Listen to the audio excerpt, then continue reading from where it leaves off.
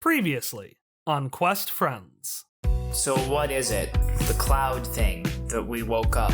That's bad news, more or less. It's called the Apocrypha. It appeared 40 years ago, and it consumed everything it ran across. I think maybe the Apocrypha is still inside me.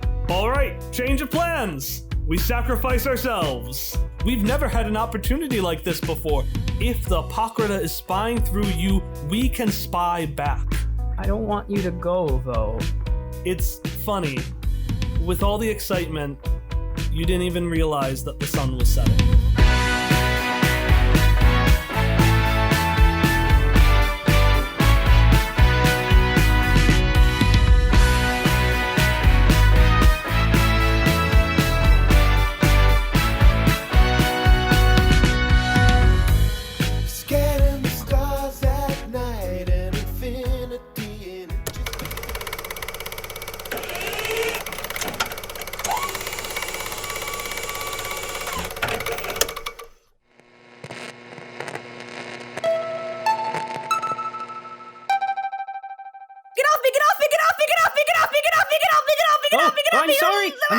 I'm sorry.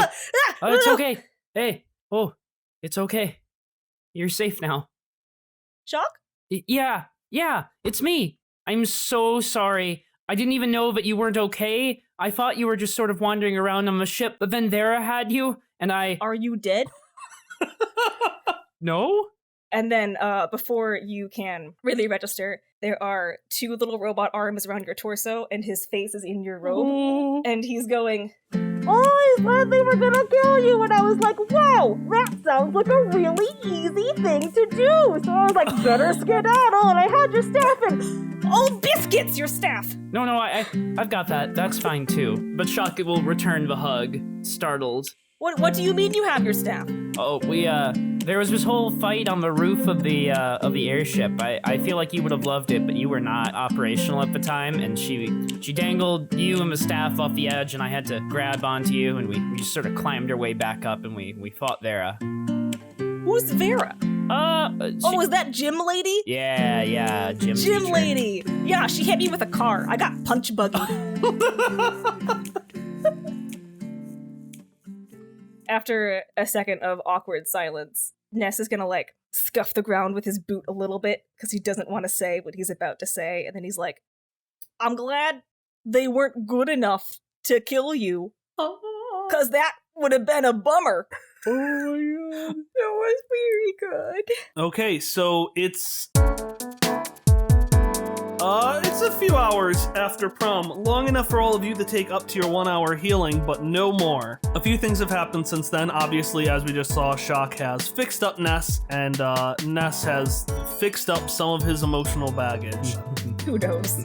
Everyone was pretty dang shaken by having their souls stolen in order to, pull in Zev from the past. It was a bad day for everyone. There's been some order brought back. Jebediah has been working, and the armored Zev, the one that we're always working on the ship, predictably did a heel turn to the most powerful person in the room and are now obediently following Jebediah. As discussed outside of this in chat, Vera has now been put into the brig, which is just cars, right? It's just cars. Cecilos is also still in the Ladybug, though he is still in car jail. She no longer has her powers, right? Just checking, because we shouldn't put her in a bunch of machines. Oh, right. Oh, that power. That power. Oh, yeah. Yeah, that one. I shouldn't have reminded you. I'm so sorry. Look, this happened off screen. We can just move her to not that place. Oh, but you can't, because are you the cops in charge? Well, you asked us what to do with her, darn it. I did ask you what to do with her. Pout. And then you gave me an answer, and it seemed like the most reasonable one. Anyway, she's in car jail now. It's fine. Great. Should have just put the thing that Ness had by her. I don't know how her powers work, but if she uses that. That's actually a very important thing. So, when you opened up Ness, Shock, you found inside of him an artifact, which quickly explained why Vera was still able to do the punches real good, but you couldn't use her nano powers at all. And that's because inside of Ness, they put in your kryptonite, which I've just created right now. It's a little cipher called the Data Sphere Dampener. It's a small speaker that blocks out the data sphere in immediate range. And since that's what you use to access your powers, that's why you weren't able to use any nano abilities. Now that you have it, it's just a cipher that you, Shock, own and you can use once. They were using it to just torrent a really large file and eating up all of my bandwidth. All right, so we've got Vera taken care of. We've got most of the ships. Again, Jebediah put everything back. Another good thing, the ship's dead in the water. In the air. Because the Prodigious requires a Stratic Life Datasphere patron in order to operate, and you killed that patron, the ship now just doesn't function. It's flying in the air, but it can't move. It doesn't really have lights. You can't have any more smashed potatoes because the ovens don't work. Whoa. Sarah and Chitters are currently up at the relay trying to fix it, but nothing really has happened on that front. It's only been a few hours, but also it's been a few hours. And finally, Sunny and Myra eventually reached out to you and said they had some stuff they wanted to talk to you about. Is there anything that you all wanted to do before then? Other than ensuring that Ness is with us and safe. No, I don't think Shock has anything in particular. All right, so in that case, all of you and Ness make your way into Myra's classroom. It's a lot more, it's not more put together at all than it was last time, but instead of being filled with a variety of artifacts related to Prylema, the floating kingdom of Prylema that is, it's just filled with junk. Sunny and Myra tried to figure out what they like from 60 plus years of living in the span of 3 days. So you've got things that little kids would play with. You've got edgy teen albums, half of which are Everett's. You've got the philosophical phase of books. They've really checked out as much as they could in the past while. But there is a small table that has just a handful of the really important artifacts related to Prylema, and that's the table you're ushered to when you come in by a very excited Myra and an excited but less understanding about why she's excited Sunny. Oh, good. I'm glad all of you were able to come. I've got some really great things to show you here. But before we start, might I say, all of you did an exceptional job with that jagged dream thing that you had to deal with. Thank you? Oh, you're very welcome. Yeah, you did great. Myra is kind of waving her hands, but you can tell that even though she just almost died by it, she doesn't really care about the jagged dream stuff compared to what she has to show you. Yeah, should we just get into it? Yeah. Let's do it. All right, so Myra ushers you over to the table while Sunny goes off to get another batch of cotton candy to eat. And Myra just says, so, could you help refresh me? What do you all know about the Apocrypha? I don't want to repeat things that you already know. That would be it would be wasteful for me as an instructor. Well, we've heard the story about how the Apocrypha came out all those years ago, and how the heroes of Natharine were evacuating towns from it and trying to keep people safe until that one day that Aegon flew into the storm and just sort of went away. I think we had pieced together that it sort of sucks people up after the spiders get to you, because I had a pretty close call with that myself. And now we know that Aegon is, his body at least is still alive in the storm, and it's either using his memories or he's controlling it or something like that, because it's not acting like it used to. It's hunting the heroes of Natharine, and possibly us too now.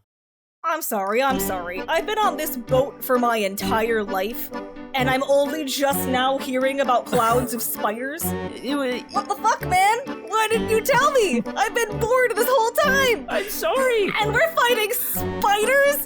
That's so much cooler than literally anything else you've ever said! There's been a lot going on!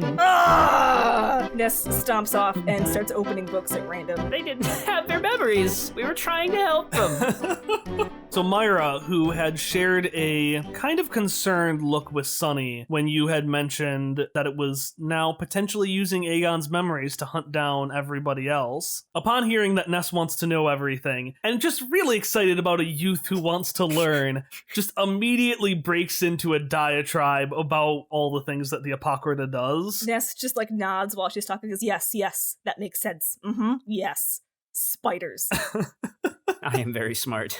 And while Ness is doing this, Shock, you turn over and you see Lowell is actually looking at one of the books that Ness has flipped over. And he just turns over to you and says, "Who even are these nerds, man?" What, these two? Yeah, these randos. Why are you talking to him about the Apocrypha? And he just like stares at Myra and Sunny, the way someone would stare at someone that they know or vaguely have heard about and they don't like. I'll tell you later. We need to take care of this before something worse happens to this boat. Can I have noticed this? Yeah, can we all notice Shock? Like, Yeah, Shock is just saying this out loud. He is just turned and is like speaking to thin air. I want Misha to mentally speak to Loyal and say, "You better not distract us from what we're here to do." I just want to shoot my claws at wherever he's speaking to, like that general direction. Oh no! Please don't do that. I'm so sorry for getting you bored with things that you already know about. We'll start talking about interesting stuff right now. I promise. No, you don't need to worry, Well, Myra. I don't. It's It's other things. It's. ongoing problems. We'll tell you after the talk. Do you want some water? You know, I really could use some water. Yes, please, thank you.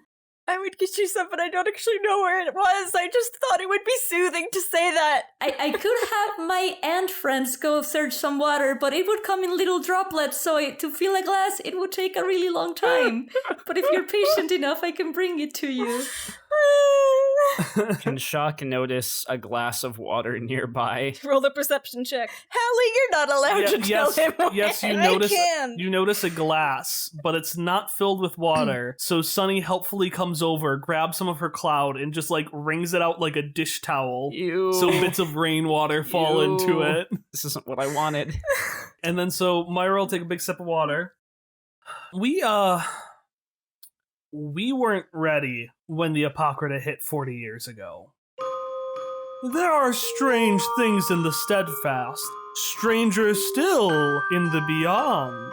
But the Apocrypha wasn't from the steadfast or the beyond. It was from beyond the beyond. And we as the heroes of Navarene had just started. So there was, Sue and Marv. There was Mauve and Mako and Freddy. There was the professor. There was her and us, and of course there was Anuki as well. Aegon, the poor boy, kept everyone at a distance. He only really got to know the professor and Anuki, and that was because they could read minds. The professor, of course, had the ability to see into one's thoughts, and then Anuki was his Z-Drake. I don't know if you've heard of them before. They're these large winged creatures with fins that come out of their heads. And, well, when they meet with someone and they bond with them, they form a kind of a psychic connection. Even though Anuki was the only one of us who couldn't actually speak with Aegon, I think she was the only one who really understood him. He was bullheaded. He had his own direction of how he wanted to go with things, and he didn't really care to hear about the rest of them. There's a reason that despite all of our doubt, we felt the need to stay as the professor for so long. But he did care. He showed it in odd ways, and Myra pulls out a copy of her photo of the heroes of Navarene. But he did care. That's why Marv's death hit him so hard. The first person we ever saw get consumed by the Apocrypha was Sue's husband, Marv. We didn't have the good sense you all did to run. We tried to face it head on, and everyone worked twice as hard afterwards. Sue kept trying to broker as many relationships as she could in order to get people as far away as possible. Mauve and Mako were developing new methods of fighting the Apocrypha and helping people defend themselves against it. And, well, the professor, she found the way to defeat it. And at this point, Myra's going to pull out the pages woven with glittering powder, the ones from the floating kingdom of Prilema that you were able to read last time you came here. The first page, just a repeat of what you had read, had said, "Once again, our kingdom was found. Our strategy of retreating is simply not safe. In order to defeat the invading spiders, we must use..." And at this point, Myra pulls out the second page. And that page simply says... Red's blessing? What does that mean? Well, it's this. And Myra points to the rest of that page that you had read, which contains a diagram or an image of a spear with prismatic markings on it and threads extending out from the staff. Some of these are wrapped around the device, and others seem to be reaching out, searching for someone, something. You need to understand, Shock, before Prilema invaded the Steadfast, the Apocrypha invaded Prilema. And as I'm sure you know, it's kind of hard to fight a cloud. It's just got too many small pieces to it. And so what they figured at Prilema was if they couldn't defeat it from the outside, they could fight it from the inside, force it onto a battlefield of memories of sorts. In the best case scenario, the volunteer overcomes the Apocrypha. Someone goes in, fights the Apocrypha on the inside, and then is able to defeat it.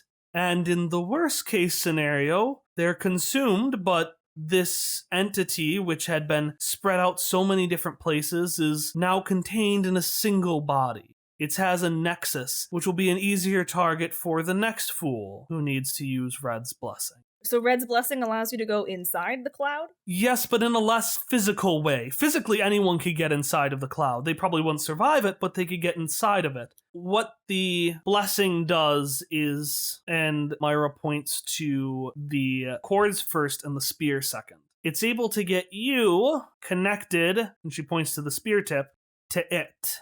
You don't just go inside the cloud physically. The Apocrypha is a database of memories. Whoever uses Red's Blessing sacrifices themselves to the cloud, but unlike the other victims, is able to keep free will and able to fight it from the inside. And so that's what Aegon had done. But it did not work, did it? And he never told any of the others about this artifact?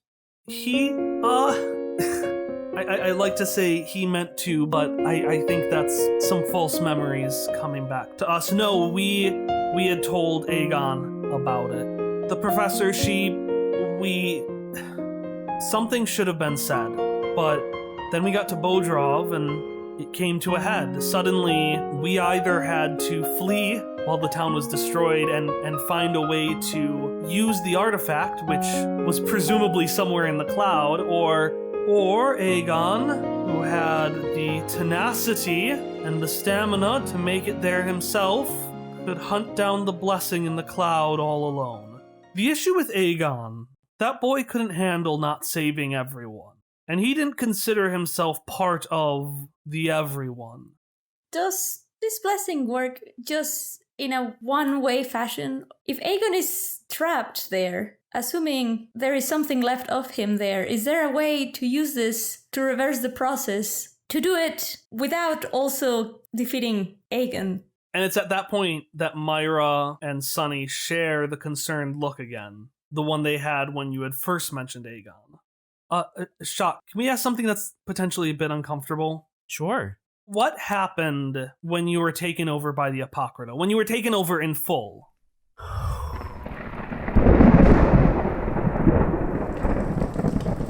After I lost consciousness on the houseboat, it's a little hazy now, but I think I was in a memory. There was other things there. It was strange, but I kept reliving just a very bad memory over and over again.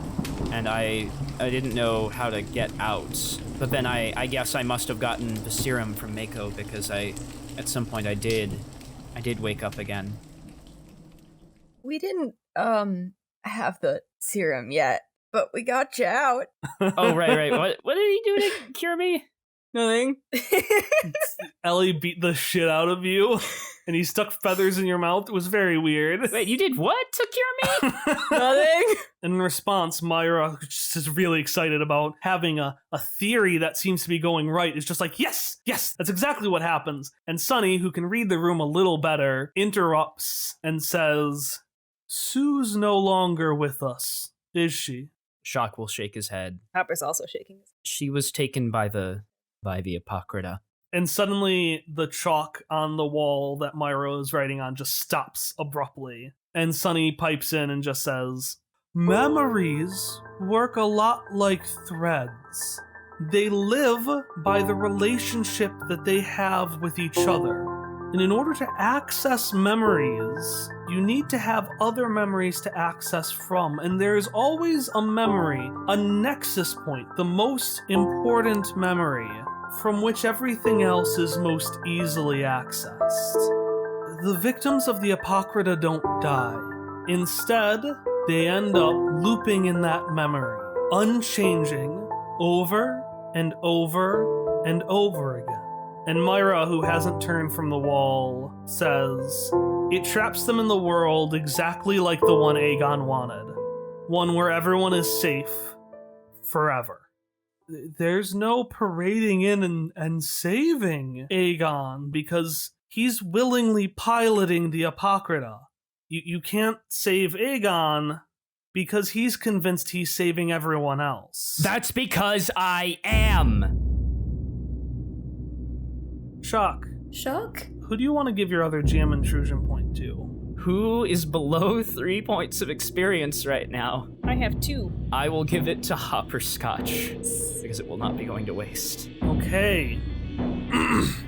Shock, you feel yourself unwillingly hunched over, angry, sweaty, yelling. And out of the corner of your eye, you swear you see a figure making the exact same pose.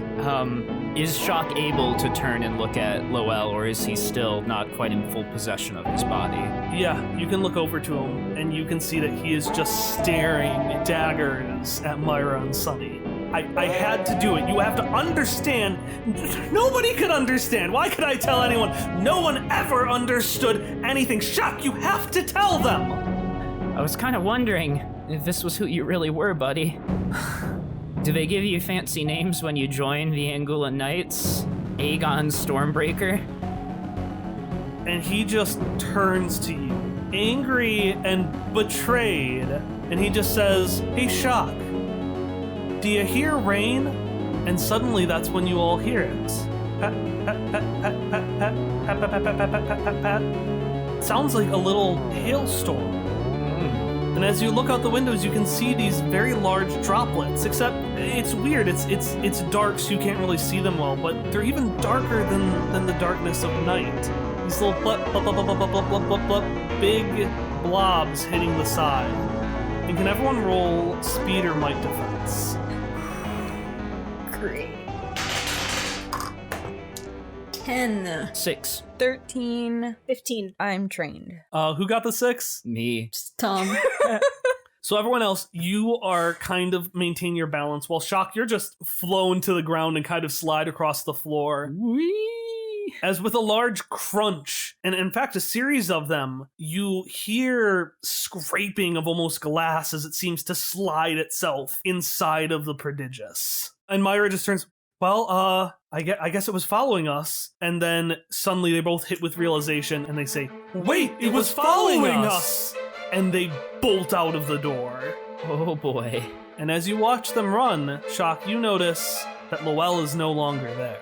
Shock will still stand up and say, I don't know if you can still hear me when you do your vanishing act, but we'll be seeing you again.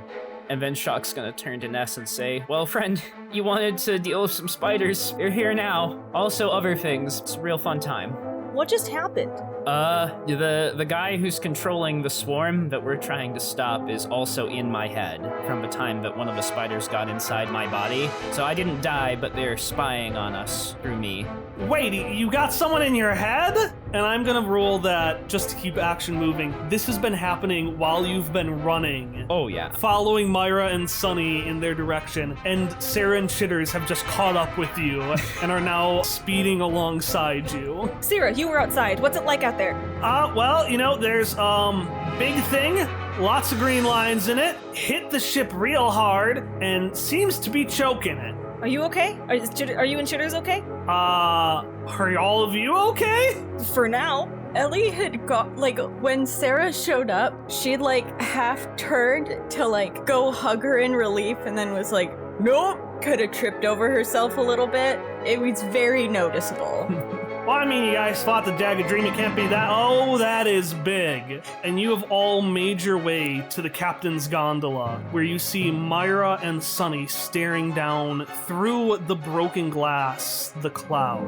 Shards of obsidian glass, no less than 100 feet from your face, are just turning over each other, spinning around. And through them you see streaks of bright green light, streaks of frozen lightning that's pulsing with movement as if this thing is really sprung to life. And Myra and Sunny turn back to you and say, You have to go! What are you doing here, though? We're waiting! For what? For it to get you? No! And that's when you see obsidian glass tiles fly onto the ground, 2 pieces, then on top of it, just layering itself into dozens of layers that rise and rise and rise until they make a figure of a large armored man with a giant warhammer and a spiked helmet. I want to punch it. And then next to him... Yeah, Shock's got the cutting light glove all ready to go. Yeah, Michelle's also... Hop's got his shield up. He's like, I think it's safe to say that everyone's like ready to go. Okay. Yeah, roll me an attack, Ellie.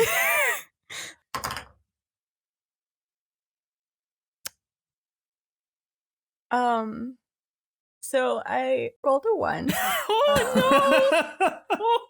And I feel like this is gonna be a problem. I'm gonna get Ellie killed. I just want to say that technically anyone who stands next to me who I've designated as an innocent gets a buff to defense. Okay, well, I wasn't. We're in a small room though. Like, I think everybody's standing next to me. Nothing saves a 1, Hallie. You could use 6 levels of effort and it would not save a 1. No, I'm just saying. Never mind. Tried. All right, just say it. Just. So you go to hit him, and suddenly you hear a shing, and Ellie, you're thrown back and slashed for, let's say, 10 points of damage before armor. Okay. And you see another obsidian figure. No. You see a young woman in what seems to be a vest with a rapier. Not like this. No. And next to her, No. a young mustached man. No. And next to him, No. a small pail. No. Tready too. Oh, not the pail too. Not Tready too. Jesus Why Christ. would you make us fight Tready? Oh no! Do you know? Oh, if your pocket can absorb machines too. Not Tready. And Sunny just says, "We said get away from it." It was instinct. Also, ow. Also, shit. Papa's gonna run over to Ellie to check on her. She kind of waves him off. I'm fine. I'm fine. Shock, trying to keep himself in check upon seeing all of this appear, will say, we don't need to lose any more people. We can get away. Exactly. And if you stay here, everyone on the ship will be lost. Without its data sphere patron, this ship is dead in the water, and not a single one of the escape pods is going to get out. We need to get a patron onto this ship. And Sunny just says, we don't need to see his threads to know he's only here for us. You can get everyone else off this ship. We don't want to lose anyone else. Please. Well, unfortunately, that's a choice you've got to make. Because this is what happens when you don't. Shock will try to blink away tears and say, okay, fine, but you better not just let them take you. And he'll turn and run from the room. Okay, so you've got a ship that's being kind of taken over by this wave of spiders. On the 3rd deck, you've got a Cecilos who's trapped in the Ladybug. On the main deck, you've got a bunch of people who are rushing to get to the escape pods. They're trying to get out. But the issue with that is our 3rd problem. This ship doesn't have a data sphere patron, and you left the only Stratic life you know back on the gondola. So I have a logistical question about the escape pods. They're not gonna go off the ship if they don't work, right? Yeah, no. People are not just gonna get in them and then they're just gonna fall. We don't have to stop them from getting into the. Jesus Christ! No, Okay. everyone's stuck. I just got really worried for a second. Oh boy. So with still fighting tears, Shock is going to stop running for a second and say, I've got one idea we might be able to use to restart the ship. I don't know if it'll work, but I'm going to try to contact the nano spirits again, see if they can help.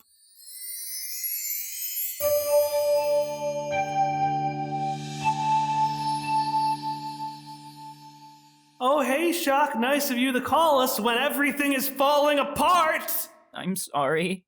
It's fine. We're sorry. No, it's just a little concerning. Yeah, things got real bad really quick. I didn't have time to talk to you again after everything. No, we'll talk about it later.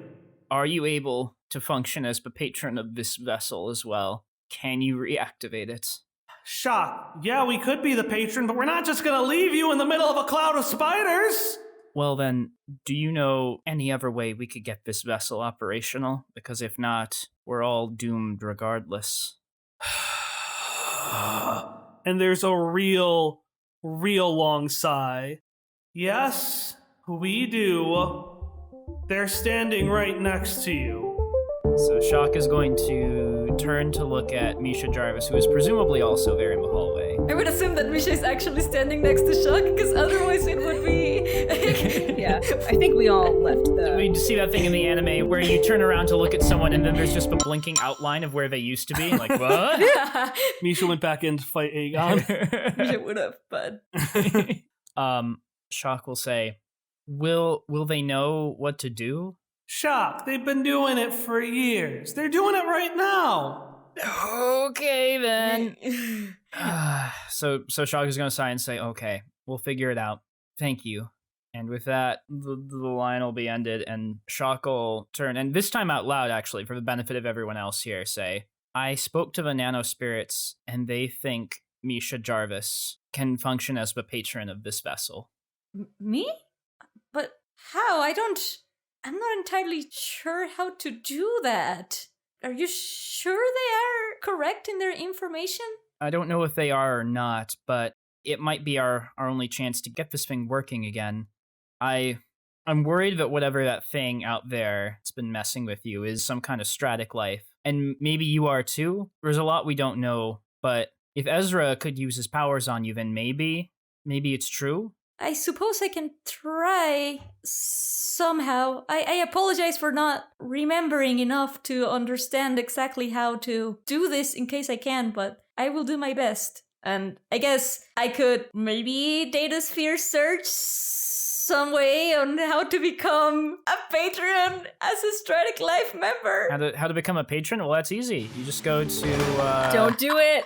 Don't do it! BestFriendsPodcast.com. Click on our Patreon link. A lot of cool bonus content, bonus stories seen every month. Just click there, please. And that was the... We've got a lot of good content, and it goes a long way towards helping this show eventually become self-sustaining. And that's Quest Friends. I hope everybody enjoyed it. That's the end of this show. Remember to like, comment, and subscribe, and ring the notification bell. It all came up to this.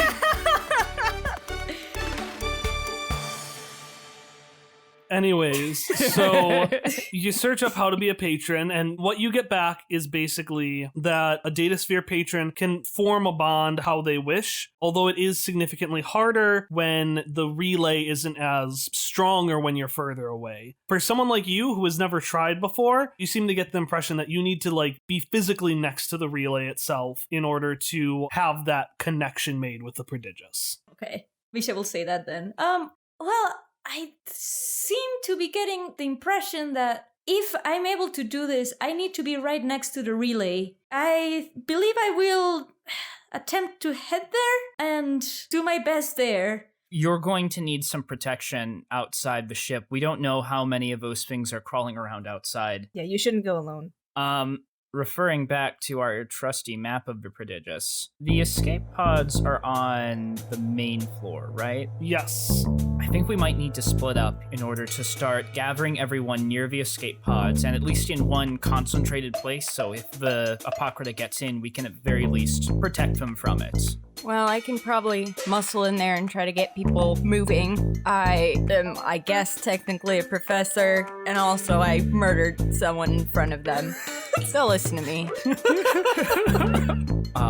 If it's okay, I want to go with you, Misha. I can help keep whatever's out there off your back while you get this power restored. Misha will smile and say, yes, I would love that, Shock. You would be a great help. Simon Scotch, what are your plans? Hopper has been thinking and his foot is tapping a little bit with anxiety. Since Mauve and Mako appeared as the Obsidian people, he's been kind of absent-mindedly fiddling with his pin that Mako made, and he looks up as if he's been roused from some inner thought. And he goes, I guess I gotta... Is everyone on the middle floor? Can everyone get to the escape pods? Oh, fuck, Cecilos is downstairs. I gotta go get Cecilos. He's in car jail, and it is largely my fault that he is in car jail. And Vera. And Vera's down there. What do we want to do with Vera? We can't just leave her on the ship, right? But she's also a living person, so we can't just. I know she's part of a terrorist organization, and she's probably just gonna try some version of the plan that she just tried again eventually, because she's all about patience and all that. But we can't just leave her. What should we do with Vera? Given the circumstances, I'm hoping she'll at least cooperate with escaping the boat. I think we can afford to take her along and try to figure the rest of it out later. Okay. Yeah, I can. Okay, I'm gonna go down to the third deck and I'm gonna get Cecilos and I'm gonna get Vera. And suddenly the ship shudders as another spire goes inside of it. All right, let's Right. Let's go. Be safe, everybody. You too. I'll see you soon. Yeah, we'll be coming back.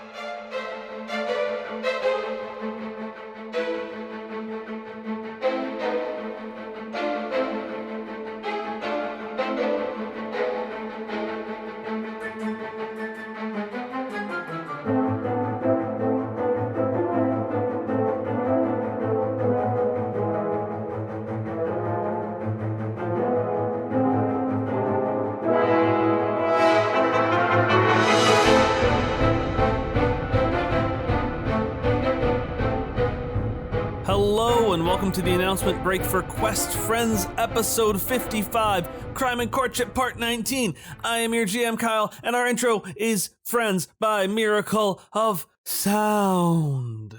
So, I think now, as I had mentioned previously, it's a bit self-evident why this episode is a bit late. This is by far our longest episode, 5 hours and 7 minutes worth of audio, raw audio that I had to compact into what we have here. That's about 2.5 times the length of a normal episode's worth of audio that I was working with. But I thought it was really important to release this all as one big episode because everything kind of just blended together so well. And because we've got an extra big episode, we've got an extra big batch of announcements to talk about. I'm going to start with the most important one, so make sure to listen to the first two if you're going to skip ahead. The first announcement is this episode involves our characters kind of running all over the Prodigious, and if you don't have a perfect memory of how the Prodigious is set up, like someone like I who has spent hours working on it would, I've put a map of the Prodigious in the show notes below, just so you have a vague idea where folks are. It's not necessary for the episode, but it could be helpful. In addition to that map, either as part of it or a separate link, I haven't made it yet, I am also going to include a list of all the NPCs that are relevant to today's episode, just because there are going to be so many bouncing around. I want to be able to help make it a little more manageable. In addition to the map and NPC list, down in the links below, you will find our 2020 listener survey. This survey is open until Friday, April 17th, so that's a little less than 2 weeks from now, and it is extremely helpful to giving us an idea of what kind of folks listen to our show, what do they like about the show, what can we improve. So if you have 10 minutes to spare, it would really mean the world to us. Every question is optional, and if you submit, you get the chance to win one of 5 Quail sticker packs as drawn by our artist Mandy Robertson. And you also get the chance to win one of 8 copies of the first issue of Mandy's comic, Don't Cry Witch. It is a fun teen supernatural ghost story that's an awful lot of fun, and for a single panel, you may just see a Quest Friends character in that issue. So again, a link to that 2020 listener survey is below. If you submit that survey and include your email address, you will get a chance to win one of those prizes. All right, 2 more quick announcements. The first one is that we actually have a name from the name pool this episode. The name pool is a tool I use to determine names for items, events, locations, characters, when I don't already have one on hand. Folks get on the name pool by tweeting or tumbling out at us with the hashtag QuestFriends, and today's name pool person was Red's Blessing, which is named for Chaos Flight on Tumblr.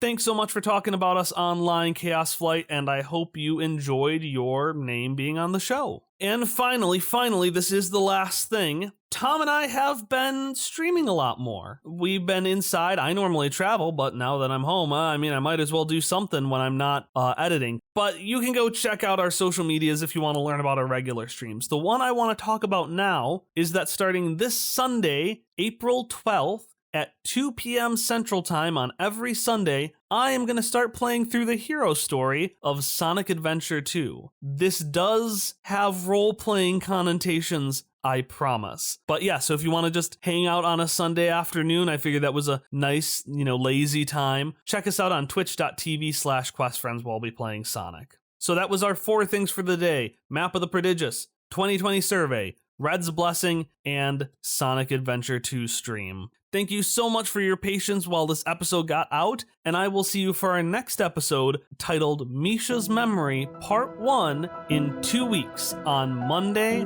April 20th. I'll see you then.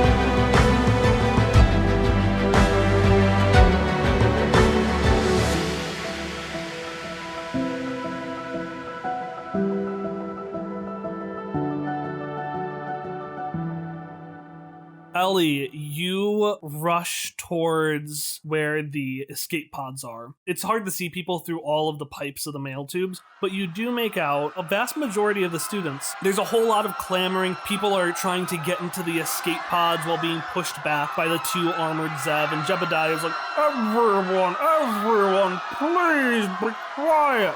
And you see next to him, Ray is trying to figure out what's going on. All of the unarmored Zev that have been pulled in are within the crowd themselves. They're intermingled, trying desperately to get into the ship. Amongst them, the person trying hardest to get into the ship is Goldstone. But notably, the first people you see are Zoe, Everett, Jesse, Hubo, and Megan are all waiting by the escape pods, kind of in their own corner, just anxiously figuring out what to do. In fact, I'd say Jesse has probably called a team huddle.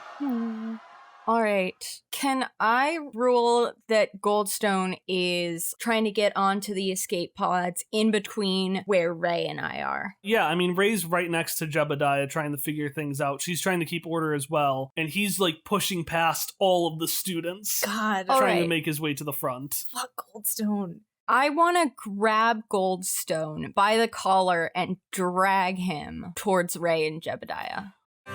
Now, what are you doing here? Shut up. He shuts up. Keep quiet. He keeps quiet. All right, I want to keep one hand like on the back of his collar so he can't run as I'm talking to Ray, just to keep him in line, keep him in check. Yeah, you walk up to Ray and you see that she is talking to Kentrum, who's trying to like really be like, I should be in line, I should be up there. He's actually grabbed one of the unarmored Zev and is like, this is actually my niece. And so we should get priority on the ship. I'm all she has in the world. Wait, did Kentrum say that? What? Yeah, Kentrum is trying to do I'm all she has in the world thing from Titanic. Yeah. Ray? Ellie, I'm so glad to see that you're safe. I'm glad to see that you're safe too. That apocrypha that I mentioned, the cloud of spiders, it's here and it's trying to consume everyone. So that's an issue. Yeah, have you seen Sarah anywhere? Yeah, she's going down to the third deck with God Hopper. damn it. Of course she's going down there. That's fine. And she starts rolling up her sleeves like someone about to go swimming. Ray, Yes. deep breath. Look, they're handling things where they are. What we need to do, get a head count of the students, get them into the escape pods. Misha is going to try to take care of getting the ship started back up again. But we need to make sure all the kids are getting out of here. And Kentrum stares at you when you say Misha's going up to the relay in order to try to fix the ship. Can I roll a perception check? Yes. That is a 12. You don't get a beat on it. He wants to get off this boat. All right. Well, I mean, he seems cross. He seems upset about that. Yeah. But, hey, Kentrum, why don't you get on there in one of the first pods? Yes, unfortunately, we must consider discretion. These are on the outermost side of the vessel. They are not operational. And he leans in to you. And I don't think we have enough. What do you mean by that, sir? There are a lot of stowaways on this ship, and it was not accounting for those. Can we squish? Can we just stuff them in there? Wait, why should I be squishing and having the rub arms with the third deck? Let the first deck on! I can't believe this. They're gonna force us all to go into those pods and die! And everyone just starts panicking.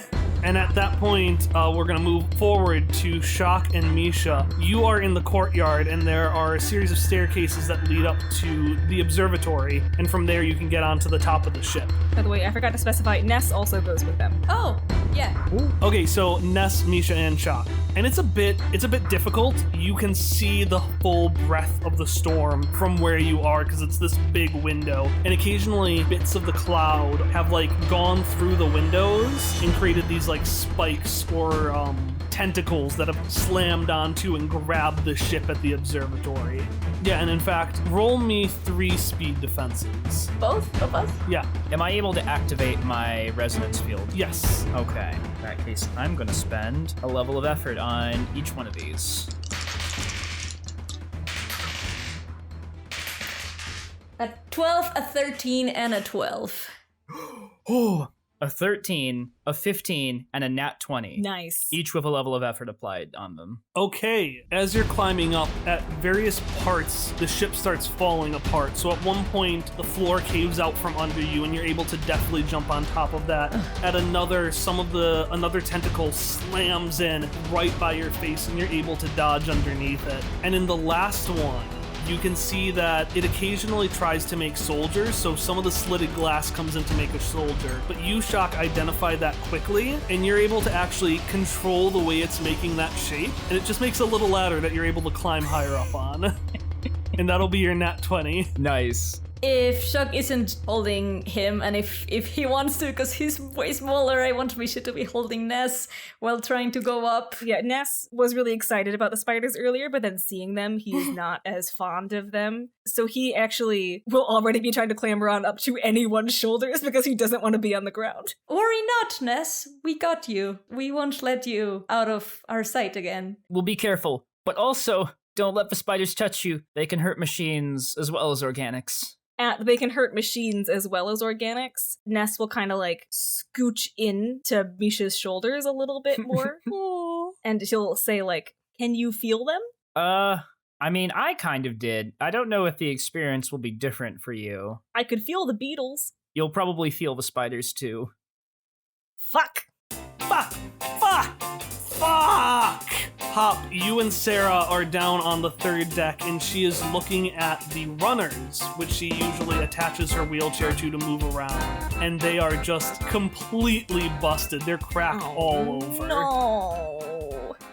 Is that okay? it's not okay because you're yelling fuck, but is there a way to make it okay? No, it's fine. No, it's fine. I just spent a real long time on those. Let's get going. Okay. And so where are you running, Hop? To the car jail area. All right. So you're making your way through the car jail. It is weird because the third deck was always kind of shitty, and it always had like that one flickering light. Like the lights never work down here, but with the ship dead in the water, it is pitch black. You actually usually have to follow Sarah's lead because she's so familiar with these hallways. She's able to maneuver without really being able to see them super well. Okay. Do you have a glow globe in your pack? I was gonna say, I probably have one because I've never used it and they come standard in Explorers packs. We're adventuring parties. We have torches. That's true. You got a little glow globe that you pull out, and I'll say Chitters holds on to it. Oh.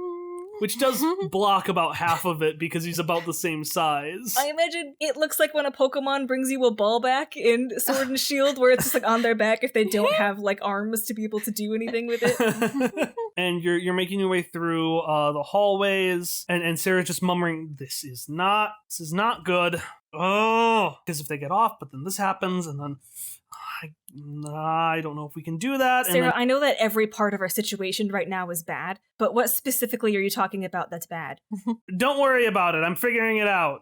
And she grabs her chair, and the wheels on the side suddenly turn in diagonally, and the front two wheels link together and form this one larger wheel. If you look this up online, it's either going to be called a racing wheelchair or a like athletic wheelchair. Nice. And she says, just keep up. And she grabs that chair, hits some rockets on the back, and she starts going double speed. Hopper tries to keep up. roll me a keep up. Oh, no. Sonic speed. 2. Oh no. So you keep up, but it's bad for Sarah. No! That was somehow the worst possible outcome. She disappears, and then suddenly you just hear a crash. And she's fine, but the chair's kind of like wedged into this part of the wall, and she's like pulling it out. Well, that wasn't there before. And as you pull up the globe, you can see that it is not, in fact, part of the wall, but it's the shifting tentacle of obsidian glass. Oh, God. Could I just stun it by hitting it with my shield really hard? You could try, yeah. That's all Hop's got. Okay, I'm gonna try to do that with a different die. 4. Ali, why? You were doing so good. I know! What happened? I don't know. These dice are going away. So you hit it, and it does nothing, because it's like a giant hallway-sized thick tentacle. Well, he booped it really hard. That's like saying, I'm going to defeat Poseidon with this butter knife, but I'm going to stab him real hard with it. Look, it was just a spur-of-the-moment reaction. He didn't know what else to do. But as... Oh, wait. I declare Sarah innocent. You're innocent! And as you hit it and it clings, you hear some like clattering from the other room, and you hear, I fucking knew it! And you turn over and you hear that sound came from the room you shared with Vespari. I fucking knew he would have just Is he in there? What is he in his room? What? All right. With as much emotion as I just had, Hop goes, Vespari? And a head pokes out. Oh, hello, friend! What are you doing down here? Well, I heard the ship was collapsing, so I was just gathering my things before we headed out. Oh my god, Vespari, forget about your things. Listen, we all have to get out. Come with me and Sarah, okay? But I paid a lot of money on these things. What are your things? Well, there's my card deck from Key. Put them in your pocket. And my card deck from Charmande. Put that in your pocket.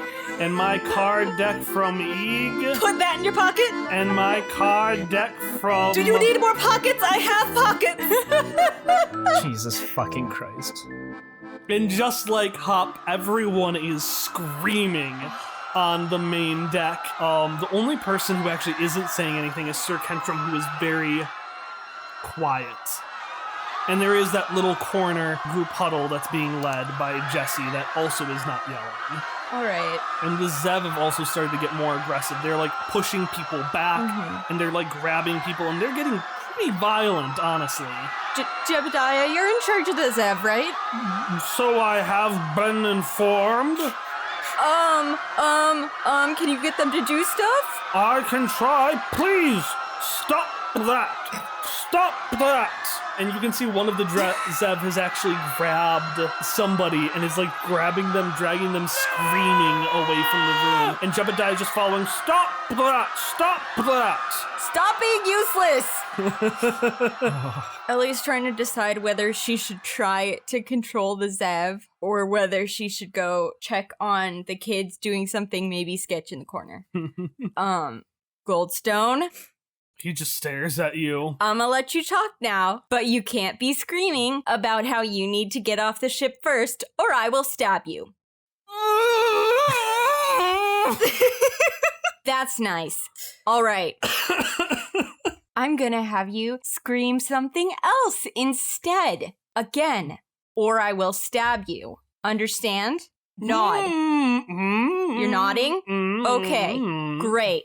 You're gonna tell people to calm down and to get in orderly lines, and then you're going to try to go get the Zev to stop throwing people around. And then you'll get to be one of the professors on the escape pods. Yeah? Yeah? Okay, go do that. And he goes to do that. So Goldstone stands up, builds up some courage, thinks escape pod, escape pod, escape pod, stands in front of everyone, makes himself very authoritative, and simply says, "We're all gonna die!" Ellie's gonna grab him again and stand up where he was. We are not going to die. We're not gonna die. And everyone, are we gonna die? No! Are we gonna die? Calm down! And Ellie's herself getting a little bit worked up, and she's trying really hard not to. And you get a bonus from having Zoe as your friend, but I'm going to link that to all the children. Okay. Suddenly, you hear Jesse go up, and they're like, everyone! And nobody's listening. And suddenly you hear shut up! And everyone gets silent as Everett just stands there defiantly in front of everyone. And then he motions to Jesse. We've talked with the professor. He's the smartest person on the boat. I do have the most thorough amount of knowledge, but I do not know how to apply it as well as those around me. And he figured out that if we get everyone to get packed together really, really tight, like a big hug, then we can get everyone in the escape pods. But we need to get tight because we have just enough escape pods for everyone. And you hear there's some grumbling. People are like, I'm not so sure about this. Grumble, grumble, grumble. I don't want to. Third deck people are gross. Jebediah? No, this is Jebediah's son. Son? No, sorry, his daughter. Her name is Jebemiah. Fuck you. Is Megan still alive during all this? And Zoe and Megan just look to each other, and Zoe says, well, this isn't going great at all. Yeah, people just aren't listening for us. Time for plan B? Yeah, time for plan B. And they start going out and gently escorting the unarmored Zev into the escape pods. Which does two things. One, it keeps the unarmored Zev safe. And second off, the assholes are like, hey, where do they get to go in there? I gotta go in there. And people start defiantly, like, going into the escape pods. And Ellie, what are you doing during this time? Ellie is just, like, filled with pride. I mean, it doesn't look like they need help getting people on there, right? No. I guess I'm gonna go just kind of check on people, see how the head count's going, and make sure if they're struggling with anyone, Ellie can kind of muscle them in a little bit. So yeah, you check on everyone. They seem to be calming down a bit now that there's a plan for getting people in. They're actually making a queue. But something weird is there's one person you want to check up on because he was the first who wanted to get on. He's being sketch. Well, that's the thing about Kenstrom. He's not there. And I need every single player to roll defense. What is he doing? Ellie and Hop, it's speed. Shock and Misha, it's might. Might? I can't use my resonance field on that. I want to spend one level of effort on whatever the fuck. I guess I'll spend a level of effort too. A 12. A 4. And 11. I got 6. I got 6. Shock and Misha, Oh boy. you hear a psss, and you see the tear gas canister that the Zev used to use, and it explodes in both of your faces. Motherfucker. And down beneath you, you're gonna see Jebediah and the Zev that he had followed looking really alarmed. And Jebediah is reaching for the ceremonial sword he had. What the fuck? And the Zev is reaching for more of the tear gas canisters, which seem to be missing. And you just hear, Shuck! And you see Sir Kentrim armed with tear gas canisters and a sword running up towards both of you. Oh my fucking god. Ellie, you noticed Sir Kentrim was missing, and you go to follow Kentrim, but suddenly you hear a scream in the crowd. And as you turn around, you feel a fist hit you in the side of your head. You are thrown across the room for 14 points of damage. 14! And you see, coming through the crowd, this large, imposing woman with her muscles breaking through her clothing, made entirely out of obsidian glass. Oh no. What? Do I also have to fight Mom and Mako after this? My might is getting low. Well, so that's the interesting thing, right? Mav and Mako were with Aegon. Sue is now fighting you, Obsidian Sue. Marv, well, he hasn't been brought out before, so it seems like Aegon might not want to bring out Marv. Wasn't there one other member of the Heroes of Navarene? Hop, what did you roll? Oh, motherfucker. No. Oh no!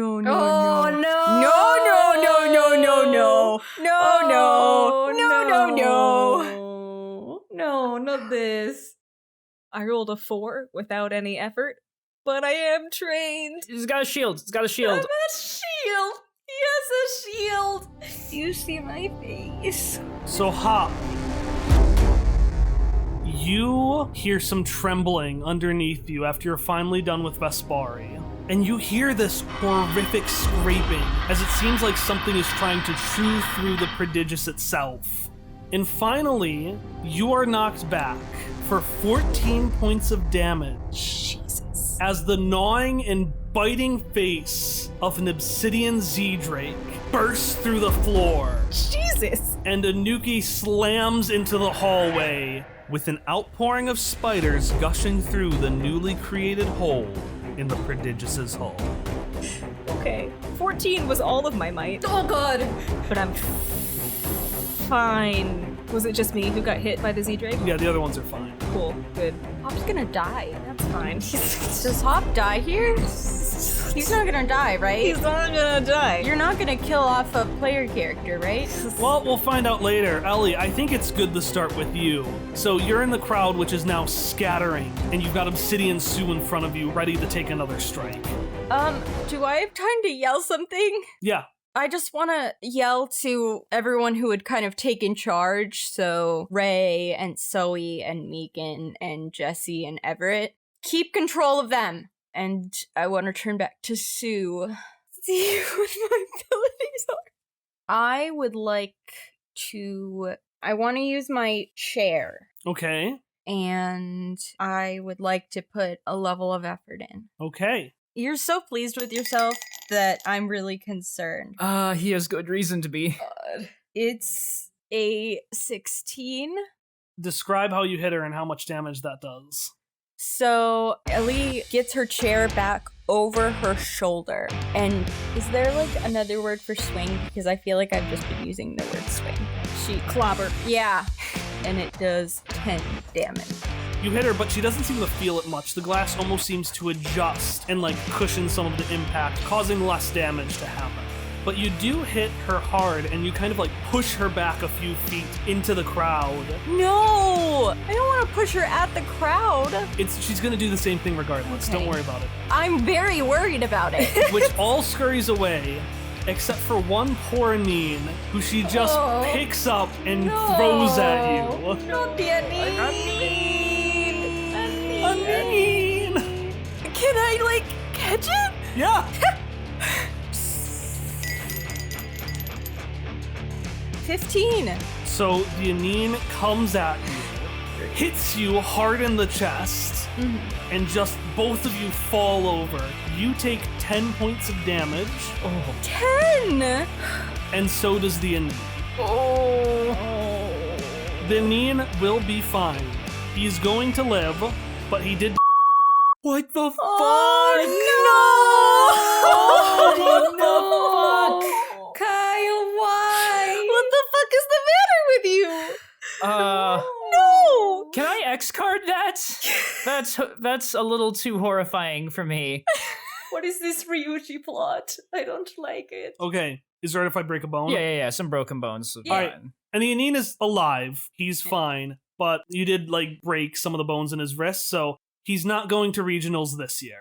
I'm sorry. I tried to catch you. Anin! Do Anins have arms? They have little They T-Rex have little arms. tiny arms. Yeah. Broke a tiny wrist. They're really good for sport. Can't go to regionals. Can't do it. Not today. Meanwhile, Shock. You can feel the supports of the stairs being cut as Sir Kentrum is running up. Shock! You stole the proligarchy from me! You stole my school from me! You won't steal my vengeance! Who is this loser? And Sir Kentrum is making his way up to you. And in fact, one of the supports cuts from right beneath where you're standing. So I'm gonna need both of you to roll some sort of defense to get out of there. What was Kyle's int defense because of my resonance field? It's too late. I'm doing it anyway. 11 with 1 level of effort. I don't think I can justify that, so I'm going to do speed defense instead. Without any effort, because Misha, no. I am not a speedy boy. 12! I just keep rolling 12s and Oh. 13s this session. What must that be like? Okay, both of you take 4 points of damage This is fine still. as you fall and slam onto the walkway in front of where he is standing, his sword raised. What the fuck is this? This is not the moment I had planned for Shock. Shock is gonna pick himself up, dust himself off, have the staff there in front of him, and say, Misha, you need to keep moving to get the power turned on so we can get people off this boat. Ness, buddy. You wanna fight this bully? Ness cracks his knuckles. Does Ness have knuckles? No, he does not, but he cracks them anyway and says, "Who's this punk?" Oh, he, Oh wait, this is the Goat Man. I was looking for you everywhere.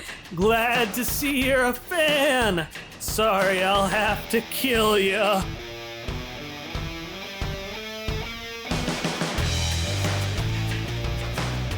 Ha! So you're between a spider and a dragon place. Yeah. What are you doing, pal? So the Z-Drake, it just burst through the floor, right? Yeah, your room is busted now. All of Vespari's cards are just scattered all over the place. No! Oh, I told him to put them in his pocket. Okay, so Hot Pool. Actually, Kyle, you ever played the game Rush Hour? In Rush Hour, there's like a little car and it's blocked in by all these other cars and trucks, and you gotta move everything around. It's almost like a slider puzzle. Hopper knows, having now had all the might taken out of him from one hit from this creepy dragon thing, he probably can't fight this head on. So what I would like to do is somehow trap him in a Rush Hour like puzzle where he can't get out from between the cars, and I'd like to use analytical combat to do that. Now, the only way I can think of to make the Z-Drake flail about and move cars the way that Hop wants the cars to be moved so that they stack on top of the Z-Drake is to have the Z-Drake like chase him or something. So I'm gonna activate analytical combat and try to do that. And what are you having Sarah and Vespari do? As he's working through this plan in his mind, looking at the cars and trying to figure out how they would stack on each other and thinking, this is the best bet. This is what I have. He's gonna turn to Sarah and Vespari and go, Sarah, find the ladybug and find Cecilos, and he tosses her the glow globe. I got this. All right, give me a roll, but I'm gonna say parkour applies. Woohoo! Okay, I'd like to put 2 tiers of effort into this, please. And are you trained or specialized in? You're specialized in parkour. I am right? specialized in parkour. So this is 4 steps easier. Thank fucking God. This is 4 steps easier. Okay. Got this. Okay. It's a 3. Kelly, why? Well, now it's equivalent to a 15, right? All my dice hate me. I can't do anything in this game. I like to use an XP to reroll. How are you gonna use your XP? Let's say Hopper like trips or something, and then when he trips, now that he's at a different angle, he sees a better way he could go about doing this. So when he gets up, he's got new resolve and a new plan. But I'm gonna roll over here to see if it makes a difference. Well, that's a 10. Oh. So it's better. Describe how Hop parkours his way around so this Z-Drake traps itself. How he parkours. So he, Hop makes eye contact with the Z-Drake, and I assume he doesn't have to do any, like, type thing people do in cartoons, because the Z-Drake's just gonna come after him. Aegon knows who his enemies are. Okay. Sorry, Lowell knows who his enemies are. Who never trusted Lowell? It was me. So Hop, after making eye contact, he just books it down a space between the cars, and as the Z-Drake barrels after him, he already kind of figured out the Z-Drake doesn't have a lot of, like, grace when it moves. I mean, I'm sure it's graceful in its way, but, like, it's hitting things. It doesn't care about what it's hitting on the way. So the cars are angled and stacking on each other until the stack just gets a little bit higher, and then Hop dives through a hole that's made by the stacked cars. And when the Z-Drake bursts through the hole and interrupts the stack that it just made, the stack falls in just such a way that it all traps the Z-Drake underneath it, but Hop, being small, can just... When it bursts, you whip out your shield, turn around, and the force hits the shield and propels you all the way back to the ladybug. Thank you for making that cooler. That's much cooler. All right, Ellie. Ellie has realized this isn't going well. It's absorbing her hit, and there are a bunch of kids surrounding this fight. She can't just keep it going. So she is going to use the ability Fusion, where she can apply the effect of a cypher artifact to her body. What cipher are you putting on your body now? The cypher that I've been hoarding, and I thought I would continue to hoard it, but this feels like maybe a good time to break it out. I got it in the Clockwork City. A bag with a hamster in it, labeled "It Consumes." You apply this thing to yourself. It starts to wrap itself around you. It starts to consume you, but leaves your head open. And then cementing on your stomach, you see 2 tiny little hamster arms, 2 tiny little hamster legs, and a mouth that's ready to consume. Oh, what the fuck is this? It's like a me costume you'd put on a me. Is that okay that I did that? Why? Yeah, this is fine. I just need to revise. Well, it's already horrifying. Ellie reaches onto her stomach and pries it open. God. To reveal emptiness, nothingness. And she walks forward to consume. Mustang! Give me a roll. Ciphers automatically work, but this one will be better if you roll better. Okay, wait, oh, there. I found it. I lost my die for a second, and it was in my tea mug. It's a 17! Oh! Woo! How did we get here? So you're gonna run up to Obsidian Sue, who's gonna try to punch you, and you just hear as the fist goes into the stomach and starts to disappear inside of it. Hungry. And as the fist goes further in, the little hamster arms and the little hamster legs start to grow bigger and beefier until eventually you're standing on this thing that was attached to your stomach, and you've just got Ellie basically piggybacking on this beefy, angry, hungry hamster. Oh, what the fuck is this? This is fine. And meanwhile, Obsidian Sue backs up, and you can see she takes some of the obsidian tiles and uses it to replace her arm that was taken, which will remove her armor. But she is pissed. So she turns over. No. Grabs one of the escape pods, the empty one, yanks it out, and swings at you. This is fine. How many speed? I would like to put 2 levels of speed effort to dodge. Oh, it's a 19. Yeah. How do you dodge this? Am I still attached to these beefy hamster arms? I'm not sure what's going on anymore. I will say, since it is a cipher, you have now separated from Beef Hamster, and Beef Hamster is now its own entity. Can it just be like going after Sue? Because I don't want it to go after the kids. Okay, I got an idea. I think this will help resolve it, if that's okay. Yeah. So as the swing happens, you go to dodge and you just fly out of Beef Hamster as the thing swings at him and slams Beef Hamster, which congeals back into a tiny little stuffed hamster, and now it's a little stuffed animal. So great. You really kicked your ass. You had dodged an attack. Wait, but didn't Kubo say there were just enough escape pods for everyone? Oh Can the no! minor effect be saving the escape pod? Yeah. Can the minor effect be saving the escape Oh pod? god. That's a good point, Tom. I have a minor effect. That's a valid point. Do you want to save the escape pod? Yes. All right, I will say it's not major, so you'll have to get it back in, but I will say that Sue hits the thing on the ground. It kind of skids off to the side. The escape pod is still there. It's still, like, intact, but it is just lying in the middle of the main space now. All right, meanwhile, we are back to Sir Kentrum having a little bit of a fight. So Shock was like, I'm going to stand there. Misha, get out of here. Misha, are you doing that? You doing something? What are you doing? I don't know, like, on the one hand I want to punch Sir Kentrum, but on the other hand I think that might make everything worse. Maybe, you know what, yeah, I think I'm gonna do that. Misha's gonna clench her fists and look at Sir Kentrum. Haven't you done enough damage? Why are you so fixated with doing this? Haven't you realized that we're in a really dangerous situation? You stay out of this. Then Misha is gonna grab their ball of ants and toss it in. Oh. Those ants are murderers. Oh, and I'm gonna say that before tossing the ball, they're going to look at Ness and say, these ants help defeat the lady that hurt you, and they will now do the same job here. Ness goes, oh, metal! Watch and learn, and toss the ball. Watch and learn, kid. To Sir Kentrum's face. Ness is so happy right now. He's having a good time, kind of. Yeah, so I'm gonna do fling. I got a 16. You didn't put any effort into that, did you? No. All right, the ants don't hurt him, but they just graze the side of his face before coming back to you.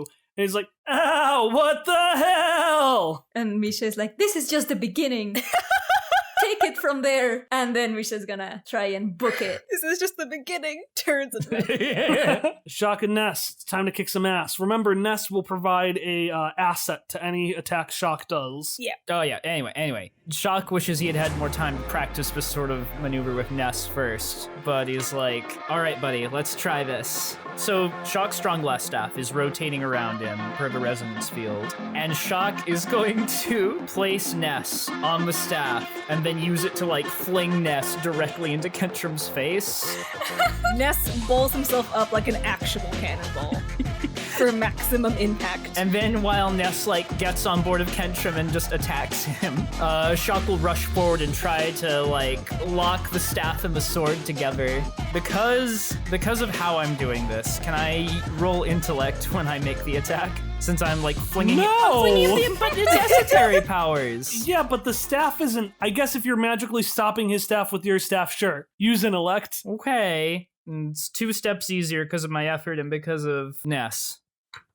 Got a 15. Okay, that does work. So, Ness, you just catapult at him, and then you're just, I guess, scrambling around him, just like hitting him in the Yeah, head. this is, he's like, I imagine the actual impact was like directly in his gut, because that's funny to me. And then if Kentrum wheezes down like Louis does in that one episode of DuckTales, it goes like, it's my favorite part of the episode. So as he's wheezing, Shock just like jumps on top and he's like, I'm over here. No, I'm not. I'm over here. Ah! He's like jumping from body location to body location, like really, really fast, like in a cartoon. And he's making his own sound effects. Like, I love it. All right, and then meanwhile, Shock, you stick the staff there by his. Yeah, I'm mostly just trying to prevent him from hitting Ness with the sword while Ness actually attacks him. You're relying on Ness to do all of the work. I wanted to give this moment to Ness. Like, compared to Obsidian Sue and Obsidian Anuki, Kentrum is a little bit beneath us as a villain.